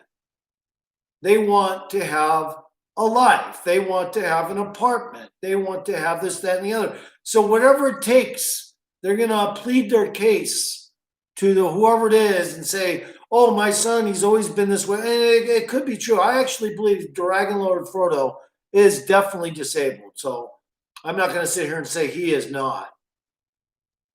I actually do believe he's disabled. Just look at the stupid titles he makes for his channel sometimes. Sometimes they're witty, sometimes they're just outright the kind of thing that would make people come and find you and do whatever they would like to do would do to you. So that proves that he's disabled. I mean, he's mentally dysfunctional, straight up. Just by observation, you can tell Dragon Lord Frodo TV is mentally ill. Or Asperger's, or whatever it is they claim. I believe it, 100%. I would not ever say that he isn't. Yeah, have I bullied him a little in the past? Yeah, because he fucking was an asshole when I said I was gonna go visit actually the East Coast, and I was like, I'll fly over there and dump him off a bunch of used clothes or something, so the guy doesn't have fucking no wardrobe like normal. He fucking doesn't even wear and then I'll get him something to eat, and then I'll say see you later because I'm a nice guy that way. But you know what he did? He got mad that because he thought everybody's a troll. He's that mentally ill. So, he thinks everybody coming into his chat is a troll and just making shit up. Or he did back then anyway. I was like, no, I fucking got money, bro. I'll fucking come over there and hook you up with a few things. Maybe give you something to eat and just, out of kindness. Because I actually, even back then, I pretty much knew he's mentally ill. Because he was talking about working at Niagara or one of the Indian casinos or some shit like that, Seneca, and I could tell by the way he was discussing his shit working there that he was potentially, well, he's humorous, but he was potentially dysfunctional just by the way he was talking. So yeah, I mean, it's not like I can't diagnose and say, yeah, for sure. I'm not a PhD, I'm not a sociologist, but I can definitely tell that person is mentally deficient. Now, do I think King Cobra JFS is mentally deficient? Yeah, I guess so. I mean, before I used to think maybe not. But, judging from the ebbs and flows in his personality, he probably does got Asperger's. Not that I'm an expert, but just seeing that sometimes he's not even drunk and he's barely talking. That in itself is a neurological thing. That has nothing to do with, me, I'll be quiet for other reasons. But he'll be sitting there looking at chat the entire time, not saying anything. So that means probably something neurological or something. And then, of course, yeah, I do believe he's mentally ill. It took a while. I really thought he was. Now, McHenry Cruiser, I don't know if I believe he's mentally ill.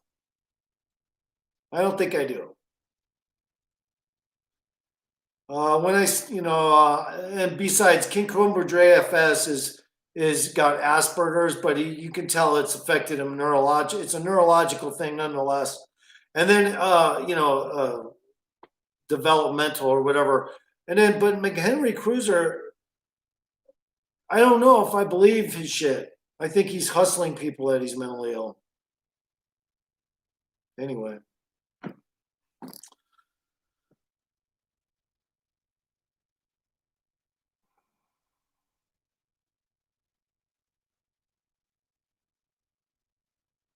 Let's see.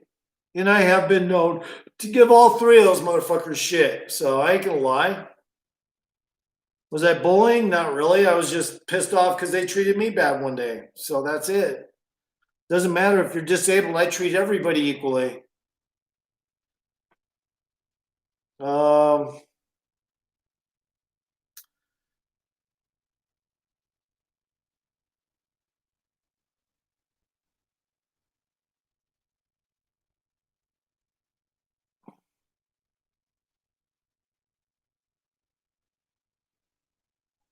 Ooh, the homeless are getting bad in Las Vegas. Even worse.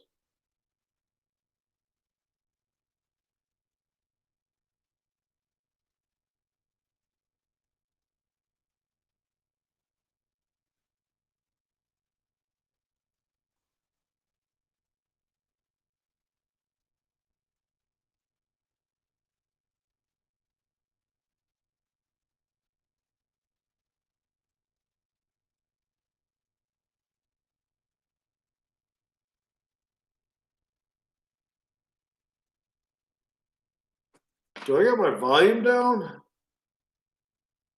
No, it's all quiet. They got the volume down. Homeless are really bad in Vegas, man. This is like 3 weeks ago. Jesus.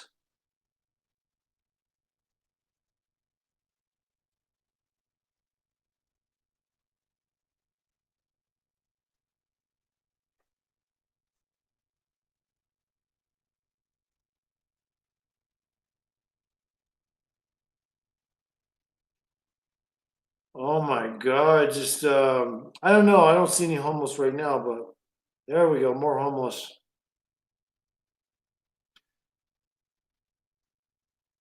Oh, Vegas is getting bad. And look at the pollution. I can see it right here. Just looking into the sky, you can see the pollution, man. I don't know if you can see it here, but you can just see how much gross shit is in the air there, Las Vegas.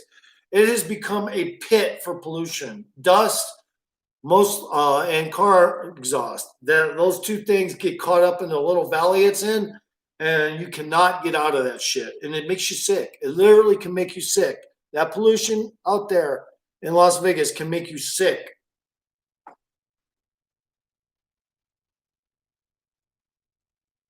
I'm going to go ahead and sub to this person.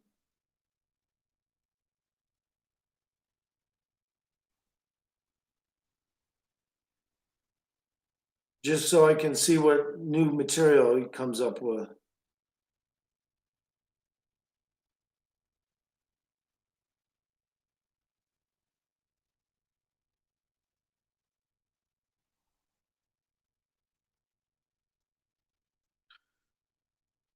Let's listen to Linda Moulton Howe's Alaskan Pyramid. For tonight's sleep story, I'd like to take you to an absolutely gorgeous place on this planet. Get the fuck out of here with your shit, dude. Oh, let me get through this. Let me skip through some of this. Years ago. Now look at this headline in Live Science released this week on Monday, May 11th. Quote, "These lava tubes could be the safest place for explorers to live on Mars. Every part of Mars could kill you. Its surface is arid, starved of oxygen, and blasted daily with unrelenting, unfiltered solar radiation. So there are potential advantages to life in lava tubes on Mars. Seal them off, and it might be possible to pressurize them and warm them up to create livable environments much larger than what a rocket could haul from Earth." Close quote. Now, in this year, this is happening. So now let's go from Mars underground to Earth underground and into the mystery of the big, dark pyramid in Alaska. Even though no one has ever given me a specific latitude and longitude, let's look at this large map scanned from an Encyclopedia Britannica atlas where the original distance ratio was 1 to 6 million. Huge map. The red circles start with Anchorage on the lower right up to Fairbanks in the upper right.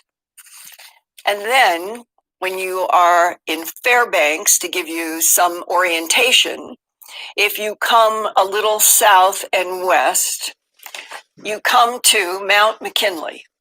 It's now renamed Denali. It is the highest mountain peak in North America with a summit elevation of 20,310 feet above sea level. And now see that little white triangle in the purple circle. That was not placed there by me. That purple and white pyramid glyph came from a remote viewer a few years ago who looked for the dark pyramid. So this purple and white stands for the all black dark pyramid.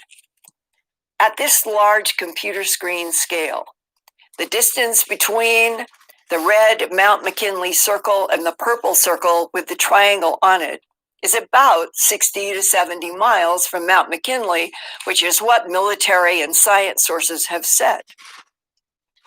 The purple circle and triangle represents one possible location for the underground dark pyramid. Some sources say it was discovered by planes and helicopters experiencing magnetic anomalies flying over the region of wherever this pyramid is about a decade after the end of World War II, and we're going to hear about one of those accounts. And now I'm looking at the distant early warning line symbol. And this came about when the United States began to plan and construct a series of radars from Alaska through the Arctic, and it became known as the DEW line because that stood for Distant Early Warning Line of Radars. Its purpose was to monitor for any planes or rockets coming over the North Pole from an enemy such as Russia. Well, at the same time, to back up its DEW line operations, the U.S. began building the White Alice communication system to provide the U.S. Air Force a telecommunication link in Alaska. That was done with the scientific and engineering help of Western Electric that would evolve to become AT&T's Bell Laboratories. And tonight, I'll share with you one Western Electric engineer's firsthand information about the Dark Pyramid. There have been several sources who say the big black underground pyramid is about 60 miles west of Mount McKinley, now Denali, and on a straight line bearing to Nome, Alaska, further west. The base of the Dark Pyramid is supposed to be 700 feet down from the land surface.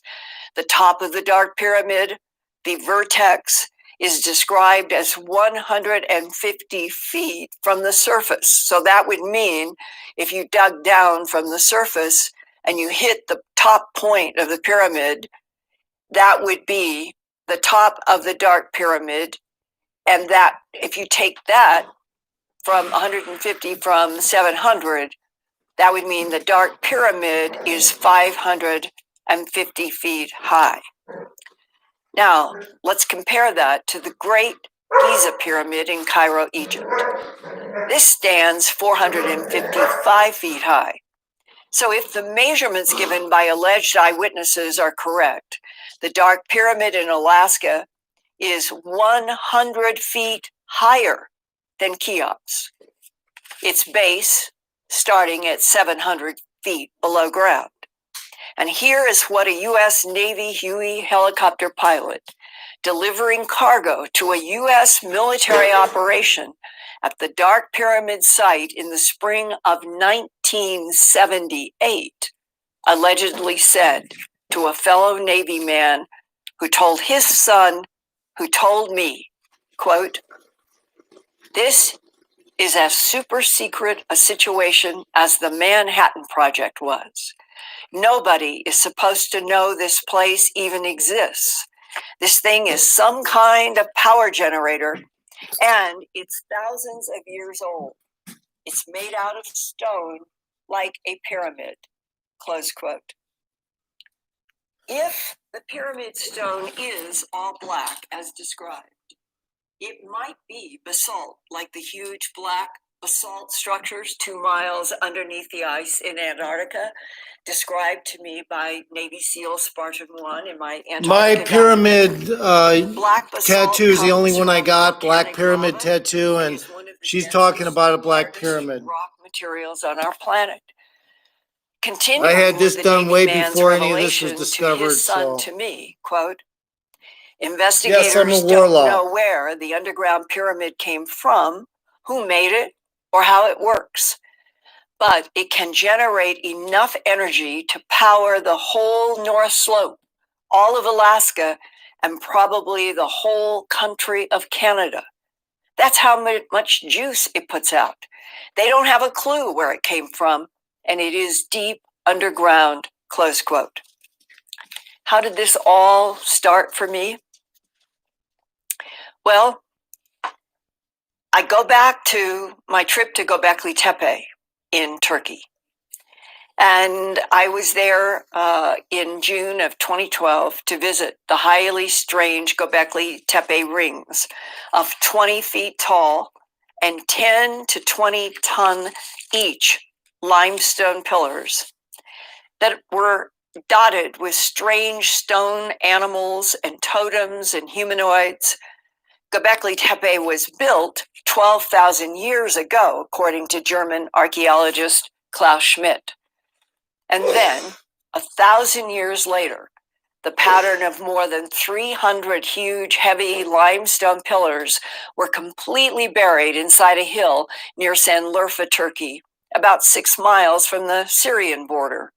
After returning from Turkey on June 15th, 2012, I reported on Coast Radio news about exploring both the once buried Göbekli Tepe and going deep down into one of the largest underground cities known in this world, and the name is Dere Kuyu.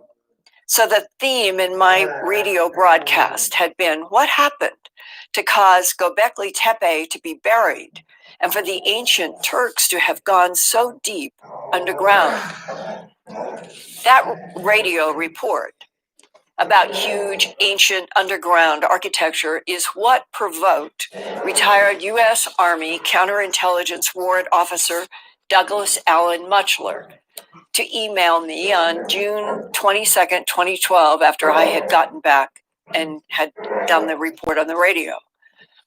He gave me permission to use his full name, and he wanted me to know about a large pyramid structure supposedly found by seismologists and geophysicists studying the Earth's crust during the May 22nd, 1992 underground nuclear detonation test by China of a 1 megaton bomb. Physicists used the underground vibrations from the atomic bomb explosion to see, of course, it was done so to by a speak, girl for free. underground That tattoo. in a specific Learning how to area tattoo, of so I let her Alaska. do it. But I Now, made the here artwork. I is made the the first artwork. email to That's the me important from thing. Douglas Muchler, Warlock. dated June 22nd, 2012, to me at earthfiles@earthfiles.com. Hello, my name is Douglas Muchler. The CW2 stands for his rank when he was a Chief Warrant II officer in the U.S. Army. And he said, and during my service tour in Alaska, I was informed of a pyramid under the land in Alaska. There is other information concerning this that came to my attention after it was reported to us in 1992. It was, in fact, the month of November that he heard. I have tried to pass this information to others, but have not heard any response to my information. I assure you, I am telling you the truth about this, and I think that this is being kept quiet by our government, as the news was buried the very next day after it was brought to my attention. He included his phone number in his email, and I asked him to send me his DD-214 discharge information, military photographs, and information about his service as a Chief Warrant II officer in the U.S. Army counterintelligence. Doug Muchler mailed me the following DD-214 that I'm going to show you. Beautiful for a dog. Hold on a second. No, I can't take a picture. Yeah, I'll come back to this. It's just Linda Moulton Howe's deal on a black pyramid in Alaska. Whoop, that's not it. Hold on.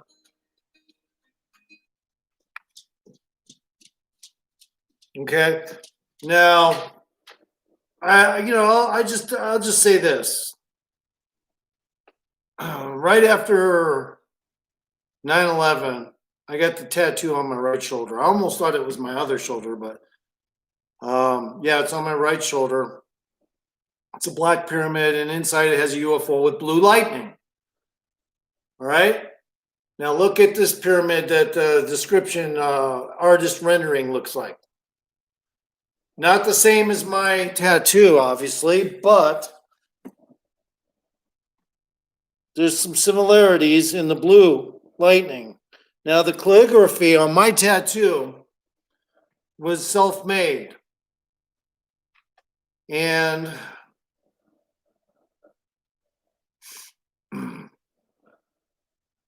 tattoos can be extremely powerful depending on what kind of tattoo you got. Brenda, hello. Sorry we got an argument. I haven't seen you in a while. I apologize. I did kind of tell you off last time a little bit, like, don't come back, and I apologize. Yeah, but anyway, so Linda Moulton Hell, we can listen to her some more. Discharge information, military photographs, and information about his service as Let's not a talk Chief about it Warrant right 2 now. officer in the U.S. Army Counterintelligence. Doug Mutchler mailed me the following DD-214 that I'm going to show you, and we can go to that right now. This is a real DD-214, and everybody who has ever served in the United States military should have one. And I always ask, and I always black out things like the Social Security number. But when Douglas Mutchler and I set a phone time to talk, and we did it by phone saying tomorrow at X time, neither of us could reach the other person on repeated dials of otherwise fine working phones, leaving us convinced in June of 2012 that already before we even did an interview, someone did not want retired Chief Warrant 2 Officer Doug Mutchler to talk with investigative reporter Linda Moulton Howe, especially if they thought that the subject was the Dark Pyramid in Alaska. Dark Pyramid.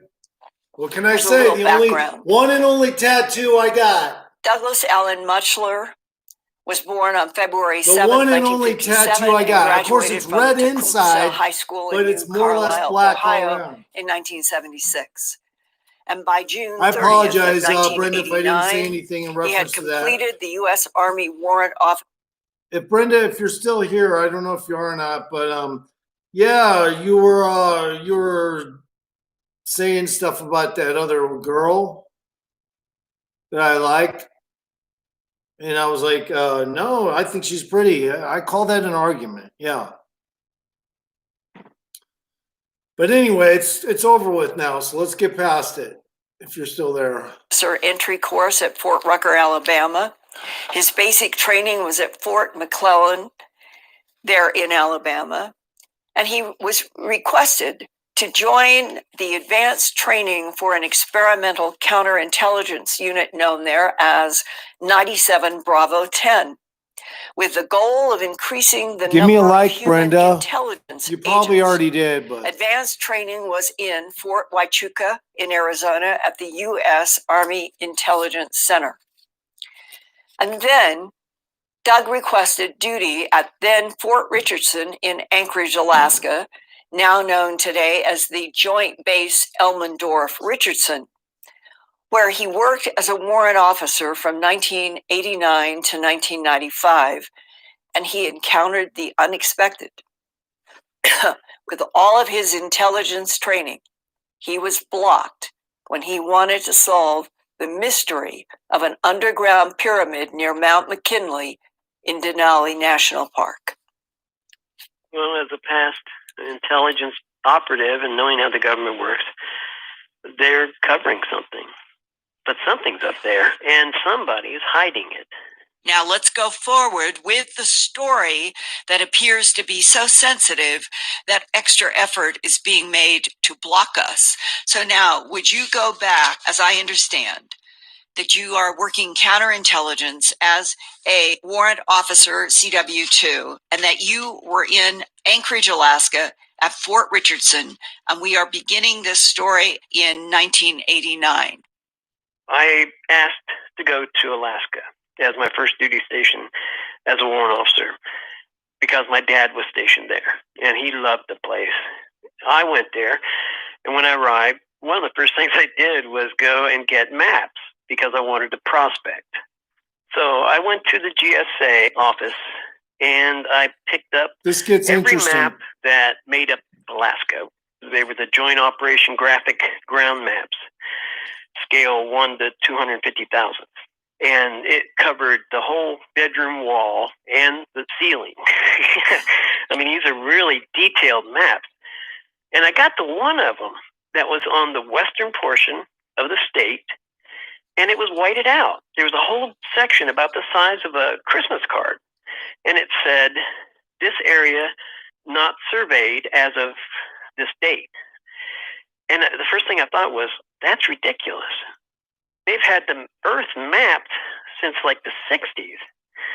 And I know Alaska was mapped out right after World War II. It didn't make sense for this to be whited out. They're hiding something. There's something there. But I had no need to know. Then I'm out processing, 1992. And we're sitting there.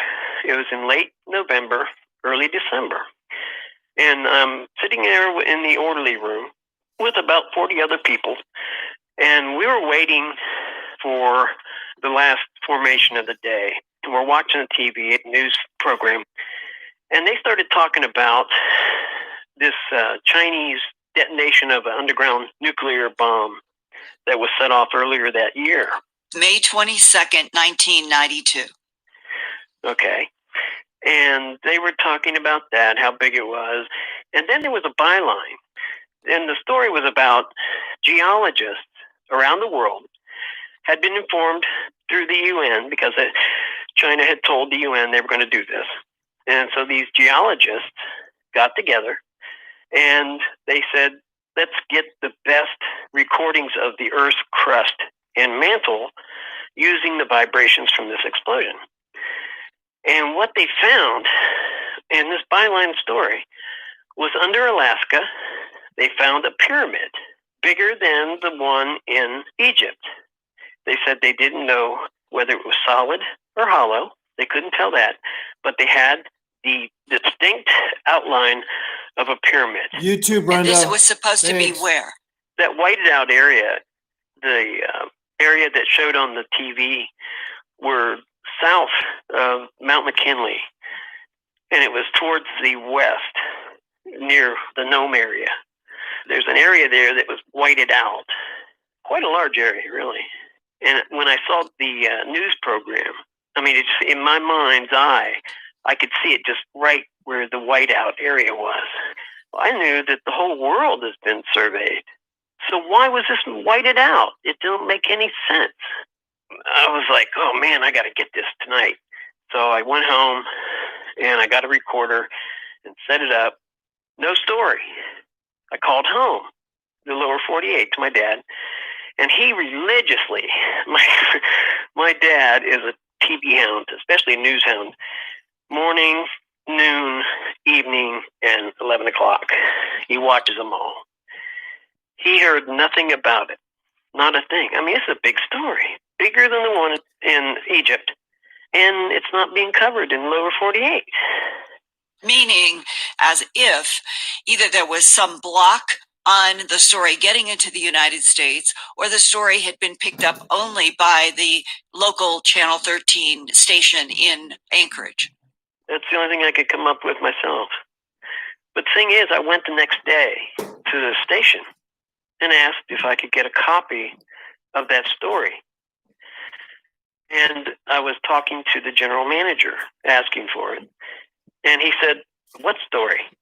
We didn't run no story about no pyramid. And I was like, sure you did.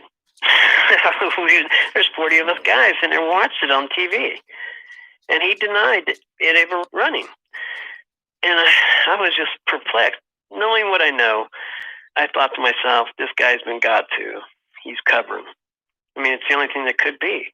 And what you mean is that the United States government, when push comes to shove, and the Department of Defense says that something is sensitive, they works and say, don't run that story. They do it all the time. Yes. That's a matter of record. So I was walking out, and there was a technician, and he was sitting there staring at me. And the way he acted, he's like, come here, you know. And I walked over and I said, can you help me with this? He goes, man, we ran that, but I can't get it for you. It's gone. I can't help you. But it ran. I was mad. I went back to the office in formation that night. I told everybody what I'd found out, and the guys in the unit were like, wait a minute, we watched it. What do you mean they didn't run it? You know, the same thing I was saying. So I have tried to find that news program, and somebody out there has to have been recording their kid's ball game or wrestling match or something, you know, and they've got it. Somebody has to have it. And I'd love to get it because I want to find out where those grid coordinates are. What happened about a year later in 1993 when you went to Fort Meade? Okay, I was going through a lot of operations during this period of time. I was a commander at Fort Leonard Wood. We were working on terrorism around that area. It was a thing we were working with the FBI. So part of my job was to go to Fort Meade, where they have storehouses of information. I'll just put it that way. Everybody listening, and myself included, when they hear Fort Meade, they automatically think of the National Security Agency. Is that where you were? No. It's a building that is an SCI type of building, Special Compartment and Information. I don't want to get into the name of the building or who runs it, but it is a military thing. It's just a big warehouse where they have rows and rows and rows and rows of combination safes. So it's an archive for highly classified sensitive material. Right. I was looking for what I was looking for. And then when I was done, I thought maybe they have something about this pyramid. So I went to the, I guess it'd be like a librarian, and I asked him if he had anything on archaeological sites. I didn't say pyramid, but I said archaeological sites or underground facilities in Alaska.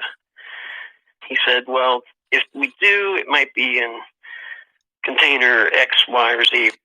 So I went over there, and I was just looking around, and I really didn't find anything saying pyramid, but I grabbed a couple of Alaska, like 2 different safes. And I had just sat down, and these 2 guys came. You know, you can feel someone standing behind you.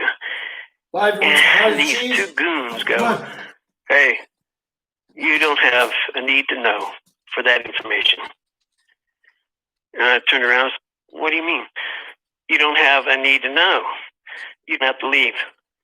I'm just looking for something. We know what you're looking for. And the other guy, he goes, they don't want us messing with them up there anymore. They don't want you messing with them up there. They don't want us, anybody, messing with them. Up there. And the guy who was standing with him, the bigger guy, his head just shot over, and he looked at his partner. He was just glaring at him. And I was thinking, what did he just tell me? They don't want any of us messing with them anymore? Up there, right? And up there, yeah, from where you were at Fort Meade in Maryland would be Alaska. The folder I had was Alaska. Doug Muchler kept remembering that large white-out area on that high-resolution map that he had had at Fort Richardson. And it didn't make sense because he knew that everything in Alaska had been surveyed since World War II. And the area that he remembered seeing whited out on his map was between Mount McKinley, now Denali, and going west toward Nome. He remembered that, again, consistent with several of these descriptions and maps that have been sent my way. And after reporting my recorded interview with Doug Muchler on Coast to Coast AM radio the night of July 26th to 27th of 2012, about 8 years ago, I asked listeners and Earth Files viewers to contact me by email with any relevant information on or off the record.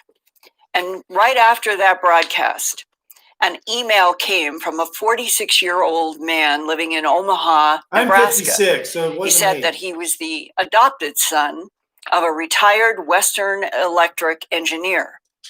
And the engineer told his adopted son that he had worked between 1959 and 1961 on a powerful electrical system that emanated from a very large pyramid of unknown origin deep underground in Alaska. Well, he sent me his father's Western Electric Company identification card. It was 1915. Western Electric Manufacturing was incorporated in New York City, New York, as a wholly owned subsidiary of AT&T under the name Western Electric Company, Inc., and Bell Labs was half owned by Western Electric. He sent me a photograph of his father's life membership pin in the Telephone Pioneers of America organization in 1930. Telephone Pioneers of America was founded in Boston all the way back to 1911 with 734 members, including Alexander Graham Bell, who received membership card number 1. AT&T's Henry Pope wanted to inspire the science and technology of telephones for those scientists and engineers devoted to the industry. And here now is the son. He asked me to call him John Smith, talking about his Western Electric engineer father's extraordinary work at the base of a huge dark black pyramid with its base 700 feet below the surface in Alaska, not far from Mount McKinley, now Mount Denali, in the years 1959 to 1961. I was listening to Coast to Coast, and I heard the story by Doug Muchler, and I was really shocked because my father had told me a lot of stories after his time in the war when he worked in Alaska, and apparently this was some top secret thing. From what year to what year? It was 1959 through 1961.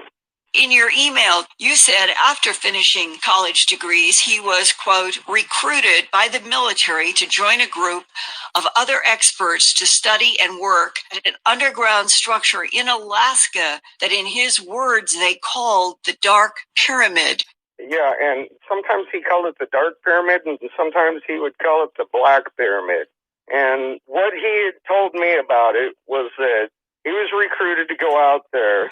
By what unit of the military? I don't know if it was through the Navy or who it was through. But I know that they had some kind of deal set up with Western Electric. They had taken some of these people and recruited them, and then my mom always said she had to keep it a secret. What he did? Yeah, she told everybody that he was overseas.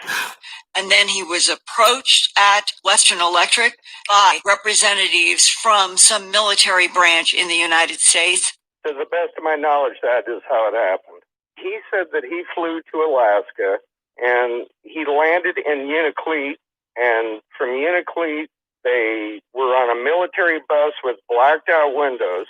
He wore a compass around his neck that my mom had given him, and he said that they headed from that point mostly east from Unalakleet, and they weren't supposed to know where they were going or anything.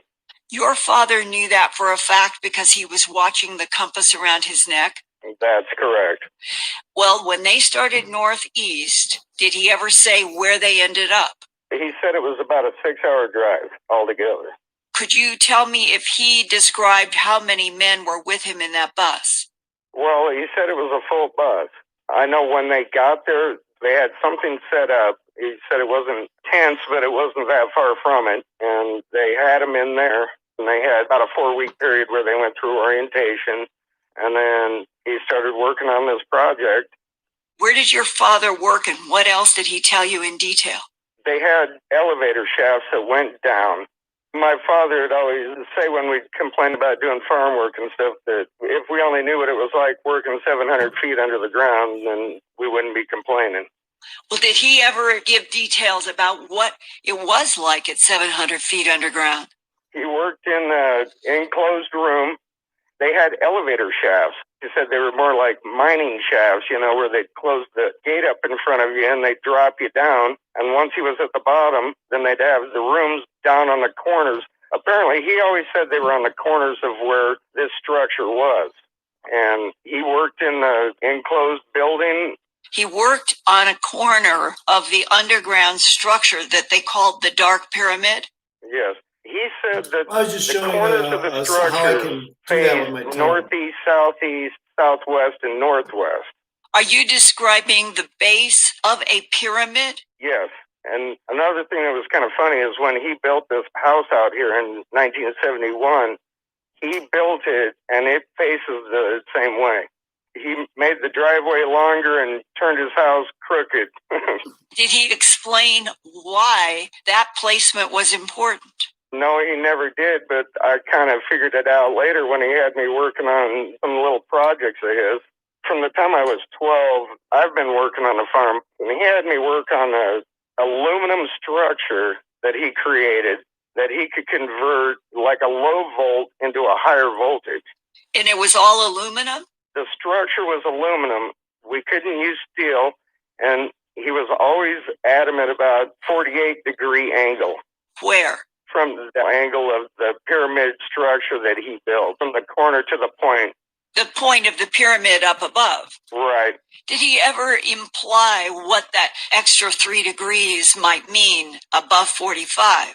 No, I have no idea, but I know that he could take a 110-volt generator and could hook it up, and it would go through a series of wires to each of the corners of it, and he would put these converted electric motors at the end of them, and when he'd run the voltage through it, he could run enough to run our entire house, the farm, everything. He said he could multiply energy. How did he explain what this dark pyramid structure was? Where did it come from? Who made it? I don't know anything about where it came from. And he said he knew it was pyramidal shaped, and he didn't know if there was an interior to it or if it was made out of stone or whatever. All he knew was that they were using the angles of it to distribute energy. How big was the pyramidal structure? They had shafts that went down, and he said he was 700 feet under the ground.